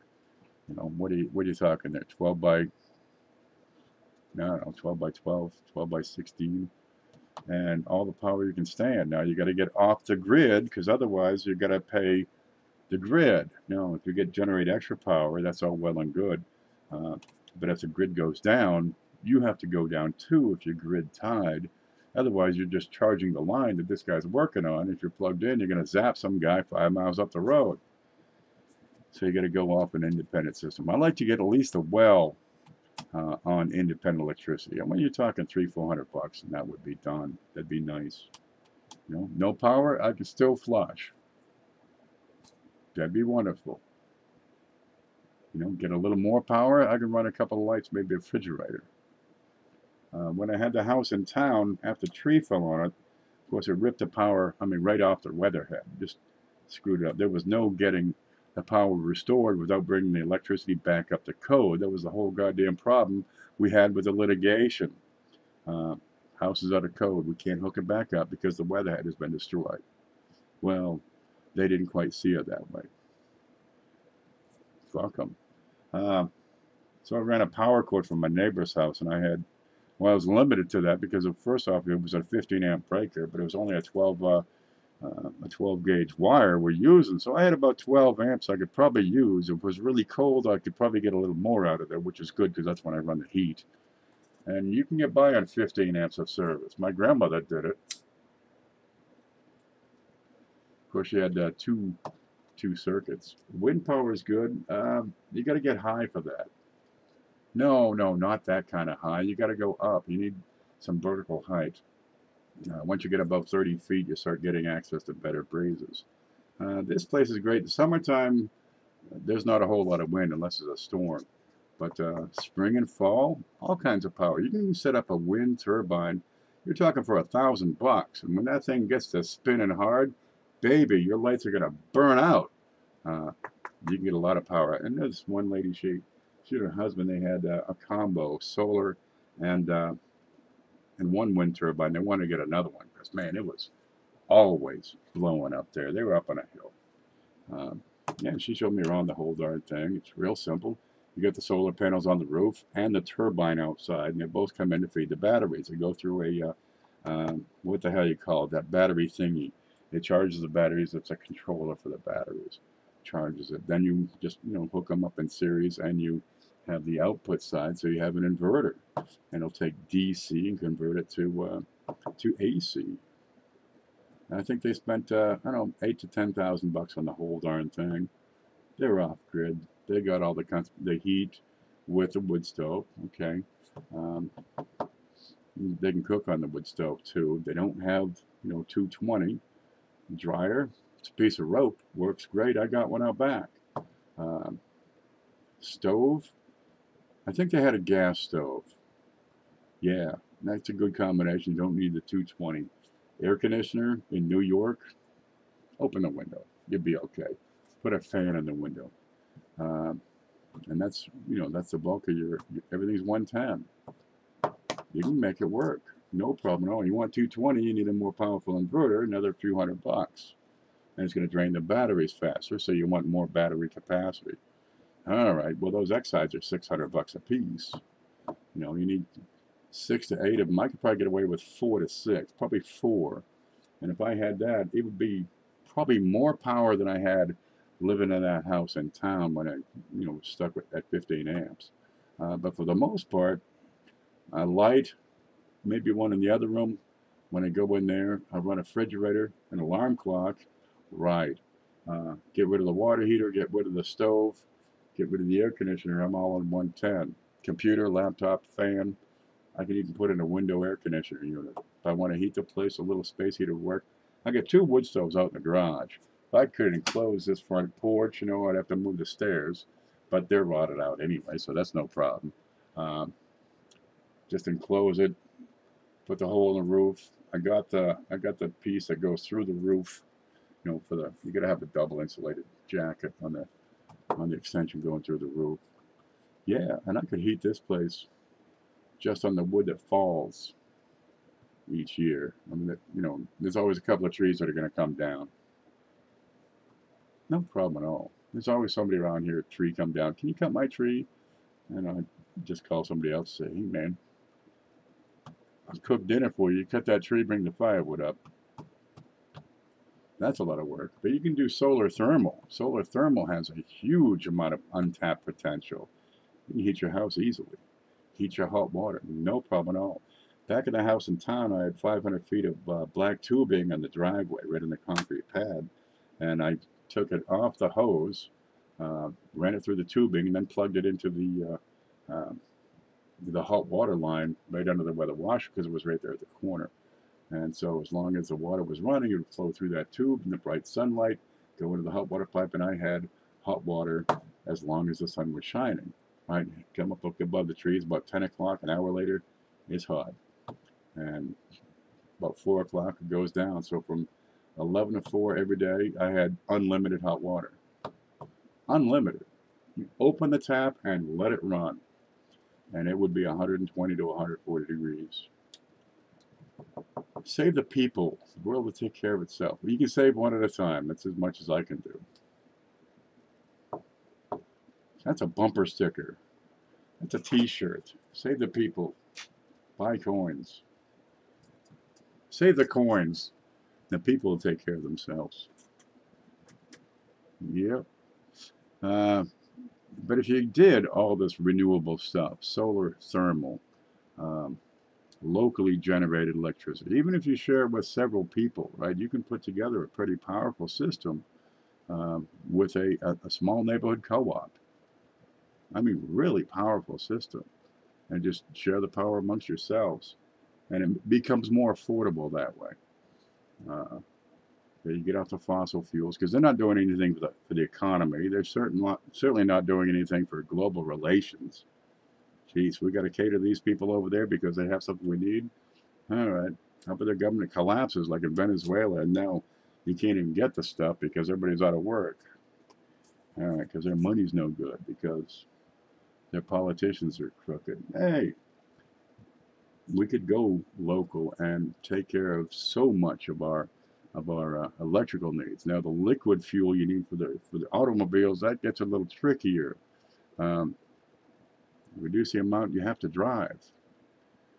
They shuttle 40 miles to work. Okay, do you go more central, so you put up bigger high rises and more density in the cities so they can walk, or do you decentralize so you're able to take advantage of, you know, more area, more ground, and have the jobs closer where the people are? Well, they say, you know, centralize so you save on all the other stuff you need. It's a whole lot easier on the sewers and the septics, all that other stuff, the wiring. But I think we can simplify. They got these humongous McMansions. You know, you seen the houses? You know, it's a 2,000 square foot house, and it's got a roof on there. It's like a cathedral. You go to these houses and you look, and it's 16 feet to that light, and you're thinking, how do you change the freaking light bulb? Cobwebs. How do you clean those cobwebs? Starting to look like, you know, a monster house more than anything else. Well, that's what they like, and they're paying through the roof to keep it air conditioned and heated. McMansion. Yeah, they just build one after the other after another. It's like fast food, but it's fast houses. My brother had a kind of a McMansion. He's got 16 feet there, you know. Now he's got these long lights are on a pole, so they hang down. Not quite enough like I got in this room where I took the fan out. I'd get the ceiling fan because what the hell? You walk by it, doink, doink, doink, doink. I ripped that thing out the first day I was here. Just get that the hell out. Now I got this little light. You see that little light? That's a good light. I got to do some more painting. I started here. Yeah. But well, that's what he did. So he only needs to go up 8 feet for that. But his house was pretty darn simple. Inside you got the sheetrock. Behind the sheetrock you have insulation and studs. On the outside you have the insulation and studs, and then you have the house wrap, right? And that's capped off with maybe quarter-inch thick foam sheets, and then siding on top of that. Well, he's taking that off and replacing it with this, well, first he's putting up a plywood, make it solid, then he's putting this hardy board on there. Hardy planks, they call them. It's like a concrete composite material. It's pretty durable. But without that, I'm thinking, geez, that's it. You got vinyl siding, styrofoam, insulation, and then sheetrock. Anybody with a good running start carrying a stud could plow through your walls. And that is how they make the darn things. That's why you have such inexpensive housing. Oh, God. I got walls that are a foot thick. No fooling. They are this thick. I get insulation. When they added on to this old trailer, because that's what this is, it's an old trailer, and they added on the whole darn length of it, plus the big porch out here. They kept on going and, well, pretty much essentially wrapped the whole darn thing. And they added an entire outside wall against what was already existed. So I've got, you know, double thick walls, and they are a foot thick. Yeah, a spark would just ruin that house. So anyway, I'm pretty well insulated here. I got newer windows. This one's cracked. Okay, I could put in new windows. These are getting me by. My light bill ain't too bad. But geez, do you need, you know, 2,800 square feet for 2 people? I got a 1,100 here, plus the garage and the shed and the whole rest of the place to store stuff. That's not really a problem. Really, I use the back bedroom for storing laundry, right? I use the laundry room for storing laundry. I use the back porch for storing, I don't know what's on the back porch. I ain't been out there a while. I think there's some laundry out there. Geez, I used to have so many clothes. And you go in these jobs, you know, they last for 30, 40, 50 days. You don't want to have to stop and do laundry. I think at one point I had like 65 pairs of pants. Just stacks of them. Gosh. I got 100. You see me wearing these t-shirts because I have a couple of 100 of these things. It's all about how much you need to be happy. Less is more. It can be. I don't mind more. You know, I got no problem with, you know, refrigeration, enough to store, you know, kegs of beer in. I got no problem with it. I wouldn't mind I'd like to get a freezer, but really the freezer and the fridge is plenty for me. I live alone. Um, I don't have a problem with a nice, comfortable room to sit and talk and watch TV or dine or whatever the hell you're going to do. Uh, this this room would have been the living room, I guess, because that room was set up for dining. Because you get that low ceiling with the freaking fan that hits you in the head. So you put the table there, so you don't get. No, forget it. Anyway, I took this over. I got the desk and the table and the chair and the hutch. It works fine. There's nothing wrong with a comfortable room. I got a couple of bedrooms here. I sleep in one, you know, for 4 hours at a time. I got the back porch, the front porch. I use them to put the trash on, so the possum has something to tear apart, so I have something to pick up, you know, when I get to it. There's plenty of room. I could get by with a lot less, so I just take these rooms in the back and just close them off. So I'm not heating them, I'm not cooling them. That's okay with me. I got no problem with that. I like to have hot water when I want hot water. What's wrong with that? I like to be able to, you know, cool the place off when it's hot and warm it up when it's cold. I don't have to have it exactly 72.1 degrees. I'd bring it down to about 80, because in the winter, I like to warm it to about 80. So it costs me more. It actually costs more to heat the place than it does to cool. Well, what the heck? I could stand at a couple of degrees. I actually sleep in the bedroom, and that's where the air conditioner is. So I sleep at about, you know, 77. Perfect for me. A little dry though. Comfort, yes, but some people are never happy no matter what they have. You're never happy. Well, tough. What's one thing that it's handy, they keep striving for more. I got no problem with some zeal and, you know, a dangling carrot to attain when you can. There's nothing wrong with motivation. And if you want more, I got no problem with that. But if you want to tell me that I can't have more, now I got a problem. How we all dictate our lives is up to each individual. You can live your life any way you like. This works for me.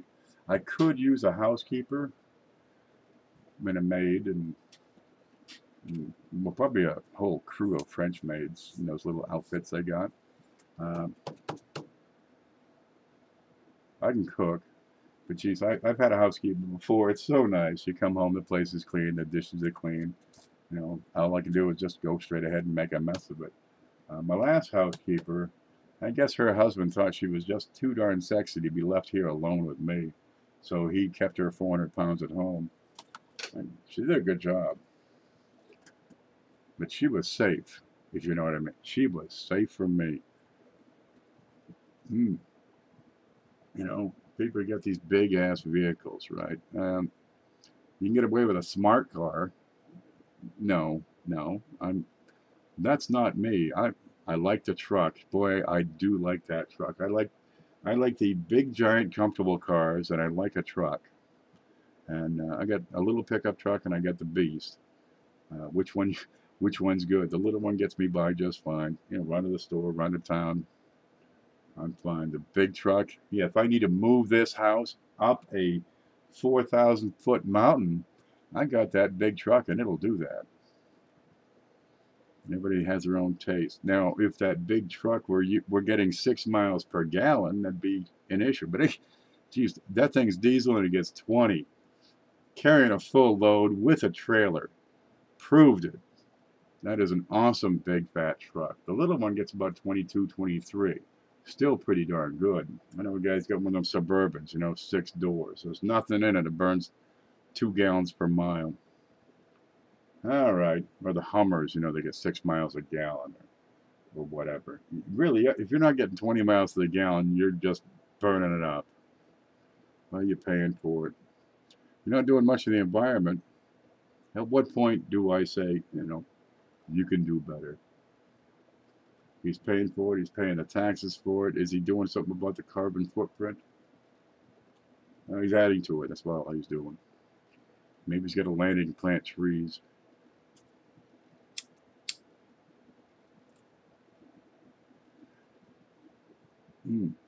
But just because one person can get by on living in 8 square feet doesn't mean that everyone has to get by on living in it. You got the vegans, right? The people they don't eat meat because it's cruel. And they want to tell me how I need to live my life. I turn that channel off right quick. Click. Bye-bye.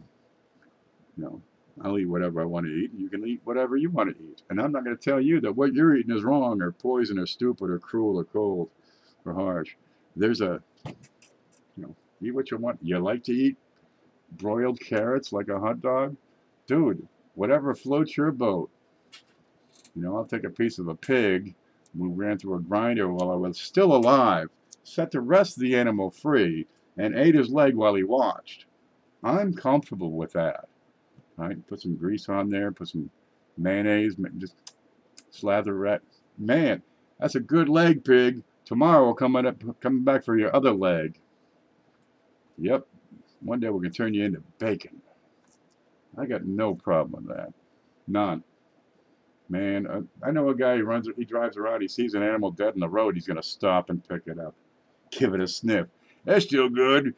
And he takes it home and bakes it, right? He serves it in the slow cooker with barbecue sauce, and he's got raccoon for lunch. Leon, what's that? What road you find that on? Oh, God. Hey, it's about that's the way he was raised. Yep, we got some roadkill today. He would eat roadkill and bring it to work for lunch. That's what we're talking about, Mike. That's what he does. That's his way. Is it wrong? I wouldn't do it. But I did have a taste of the raccoon. It's a little greasy. Good on barbecue. He's not going to eat the squished parts. Well, we all have our own ways. They eat bugs in some parts of the world. I can't look at a bug and say, supper's ready.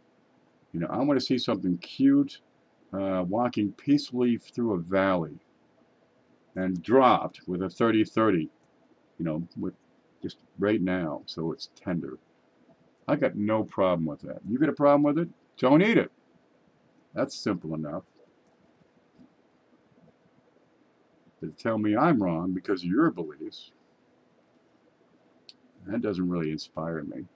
I'm probably not going to follow that dogma. Well, we're getting a 2:30, and I'm kind of getting off tangent. I got one darn invoice typed up, and it did that one wrong.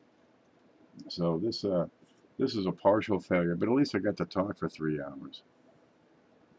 Yep. And tell about how much you need to be happy. What makes you happy? I'm fairly simple. I wouldn't mind going on a cruise. Right? My sister, she got 3 kids. Live in an apartment. I got this place. I got more room. She got an apartment half the size of this with 2 kids, 2 boys. They're growing up. I've got this place. I'm making money, making good money. So I helped her get a house. Now she got these 3 kids and a big enough house you can have 1 kid on every floor. Yeah, and 1 floor just for her. Huge, huge. It's like 3,000 square feet. It's an old Victorian up in Maine. Tall, pointy roof, attic, 2 floors and a basement. Basement's kind of finished. It's like, field stone walls have been plastered over. There's a bathroom down there, bathroom on the 1st floor, bathroom on the 2nd floor. Top floor is just an attic. Window over here, window over there, and a stairwell in the middle. Plenty of room. Plenty of room. Huge space. Big porch. Postage stamp lot. You can open the window and borrow a cup of sugar from the neighbor. Hey, borrow a cup of sugar? Hand him a cup right here. I can't even see a neighbor. Actually, if the wind is blowing just right and the leaves are down, yeah, I can see a light. That's it. And that's probably too close. That's the popcorn guy, we call him.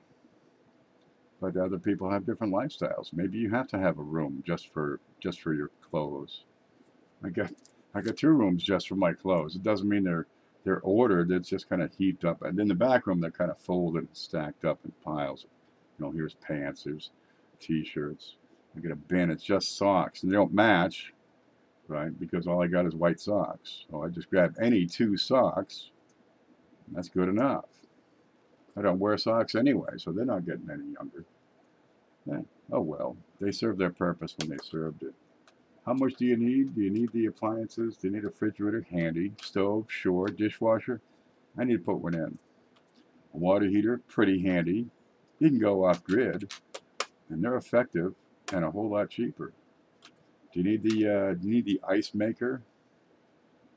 Some people like a lot of ice. Do you need ice in every single drink? Take 2 sips and throw it all away?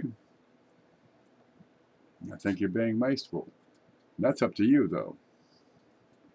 Are you doing anything good for the world? Ice is important. Without ice, there's a lot of things you couldn't do. Do you need the wine bottle cooler? You know, you put 30 bottles of wine in there. If you drink that much wine, let's rethink our lifestyle first off right there. You know, you want to get loaded once a month, I got no problem. Hey, tear it up. If you're drinking a couple of bottles of wine every night, you might have a problem. But hey, at least you got a wine cooler to take care of, you know, comfort. Sometimes a lot is never enough. Well, I can't do anything about that. There are people who will never be satisfied, even if they have it all. There's a guy up the street, he's got 2 of everything, keeps it in his front yard. You drive by, say, look at that. He's got 2 of everything. Right there. You probably seen his cousin right around where you live. You're right, Ken. Just do it your way. Hey, do whatever you like. I'm going to do whatever I like. If I were to tell you that what I'm doing is right and what you're doing is wrong, I don't think that would go over too well. You're doing it wrong. You need to do it the way I do it, because that's the right way to do it. Now, dude, I wasn't born with your parents. I wasn't brought up the way you was brought. The way you do it might be different from the way I do it. Whatever you like. You're cooking it to, you know, to medium or medium well. Yeah, you're definitely destroying that steak, but hey, some people like it that way. That's up to you. You got different tastes. Well, live and let live. I don't tell people how to live their life, but I'll give them suggestions. You know, I'm not going to subscribe to your channel and watch every single show if I don't like it, but I might offer suggestions. We'll go from there. Guys, I'm going to probably hit the sack. I need a shave. My face is starting to itch up pretty good. I got to drink this coffee, get to bed. So I'm going to wish you all a good night, and we'll probably see you in the next day or 2. Good night, Mike. Good night, Nuno. Yes, man, we're born different. We love different, and it's all like coins. We all love different. Hey, you have to collect only Lincoln cents, because none of, you know, who would think that this is a good-looking coin? I mean, what nut job, what freak of nature would think this is a good-looking coin? I mean, come on, it's white, right? It's not coppery pink. It's not pumpkin toned. It's, when it tones, it's going to go gray. It's not going to pick up these shades of copper, different colors of brown and gold and red. Oh, so nice. You do need a shave. I did my back the other day. Look, it's like a baby's buttocks. Not that I go feeling up babies or nothing. But who would think this is a good-looking coin? I mean, you got this. No chick has that much hair. And if you did, what chick would put cotton and stuff in her hair? Look at this. What silliness is this? What is that, corn in your hair? Tobacco in your hair? I know this chick, she's hot, right? She's got wheat in her hair. I'm going to ask her out. Oh, there's your top crops. Cotton, tobacco. I think that's wheat. Is there corn here? No, I guess I decided corn in the hair was a bit much. No, this ain't Michael Zoolander. Yeah. You get a scraggy looking bird. There's a chicken on the back of your coin. What are you thinking? You know, put up some buildings, some memorial, something to be proud of, but, you know, testament to our achievement in architecture and construction. And that's not it. And that's not it. That's the wheat missing from my hair. What's that one? There you go. There's something huge. Marble represents strength and greatness. Not too much, man. Makes part of history, family. I have some Lincoln ones in Europe. Them Lincoln cents in Europe, they go for like $1 a piece because they're a little tougher to come by. What is that? It's the 1960D small date. Ooh. What's this doing on the desk? We better look in there. I see a 1960D. I can't help but look at that mint mark. Anything?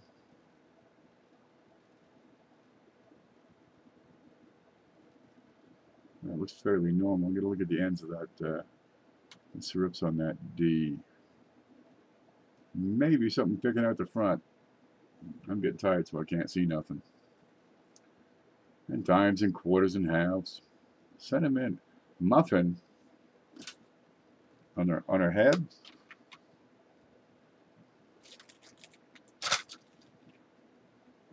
Where's the muffin? Were you talking about the hat she's got on?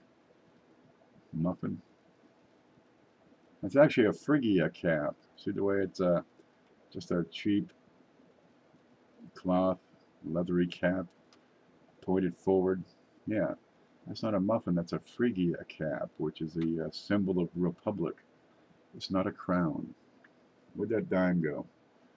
Where'd anything go? Oh, man, I gotta stop putting stuff away. What's this?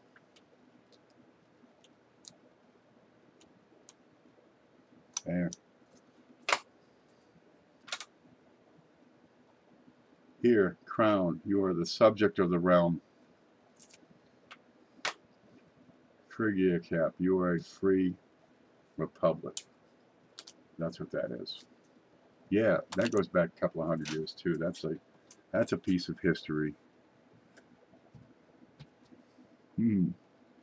Yeah. Learn to love the Phrygia cap. There it is, Liberty. And that's a standard thing. You see that on, oh, the Mercury. Have we got a Mercury dime here? What's going on here?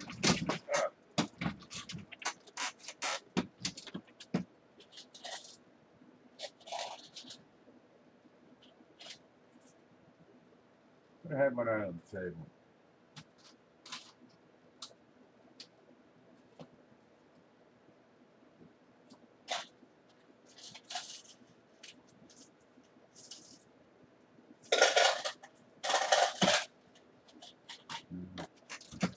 Oh, you'll find them. The Mercury dime. She's wearing a Phrygia cap. How about a Walker? Where's my closest Walker? Where's my box? Where's my box?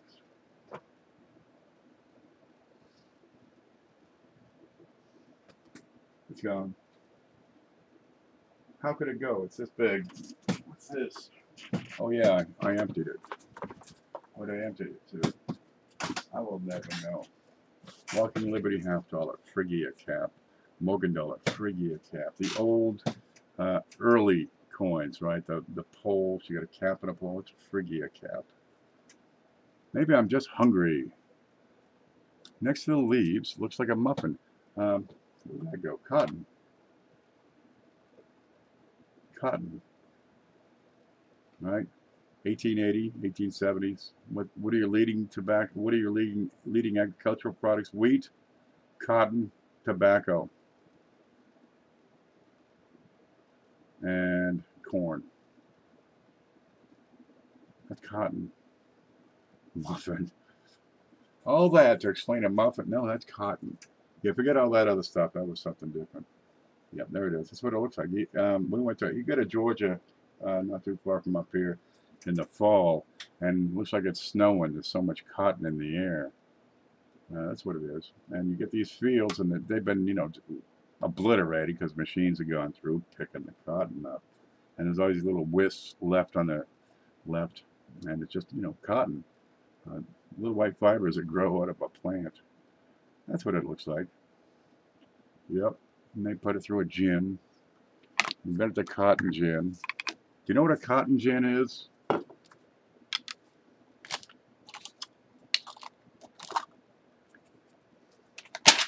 There it is. Okay. When we take the cotton, we're going to press it up against this this panel. All right. In the panel, you're going to have all these little slots, and no, you can't see anything.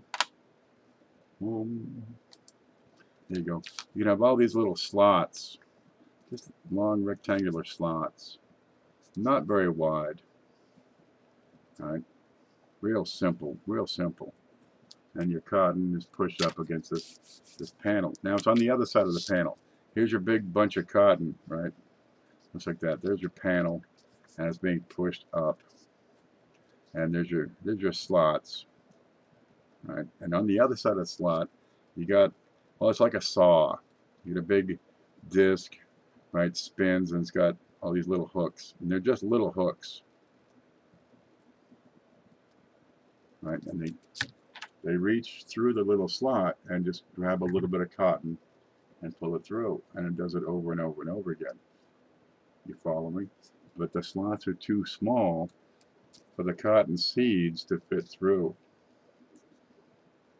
So you separate the cotton from the cotton seeds. That's the whole point of the gin. But they got a whole lot of these, you know, little hook saw blades. And you know, they can do massive volume. Just keep and turn and keep and turn. And that's what the cotton gin is. It's kind of a neat thing to watch because it moves pretty quickly. And you do a lot of cotton, you know, just on one wall. And there are massive plants, and all they do is gin cotton. Gin it and bale it. You crazy people never sleep. No, never. You kidding? On my way to work, we're talking about cotton ginning, of all things. Because we ran out of other. We talked about every coin there was. You missed that. We talked about Morgan dollar hair. All right. Yep, that's actually a muffin on the back of her head, and it's made out of cinnamon. It's pretty good. They make it out of corn. It's a corn muffin. It's what originally is. That's what it was. I'm not making this stuff up. Okay, look, it's 3 hours. I'm falling asleep. I'm going to call it good. Yeah, I'll see you guys later. You stay groovy. We'll do it again one day.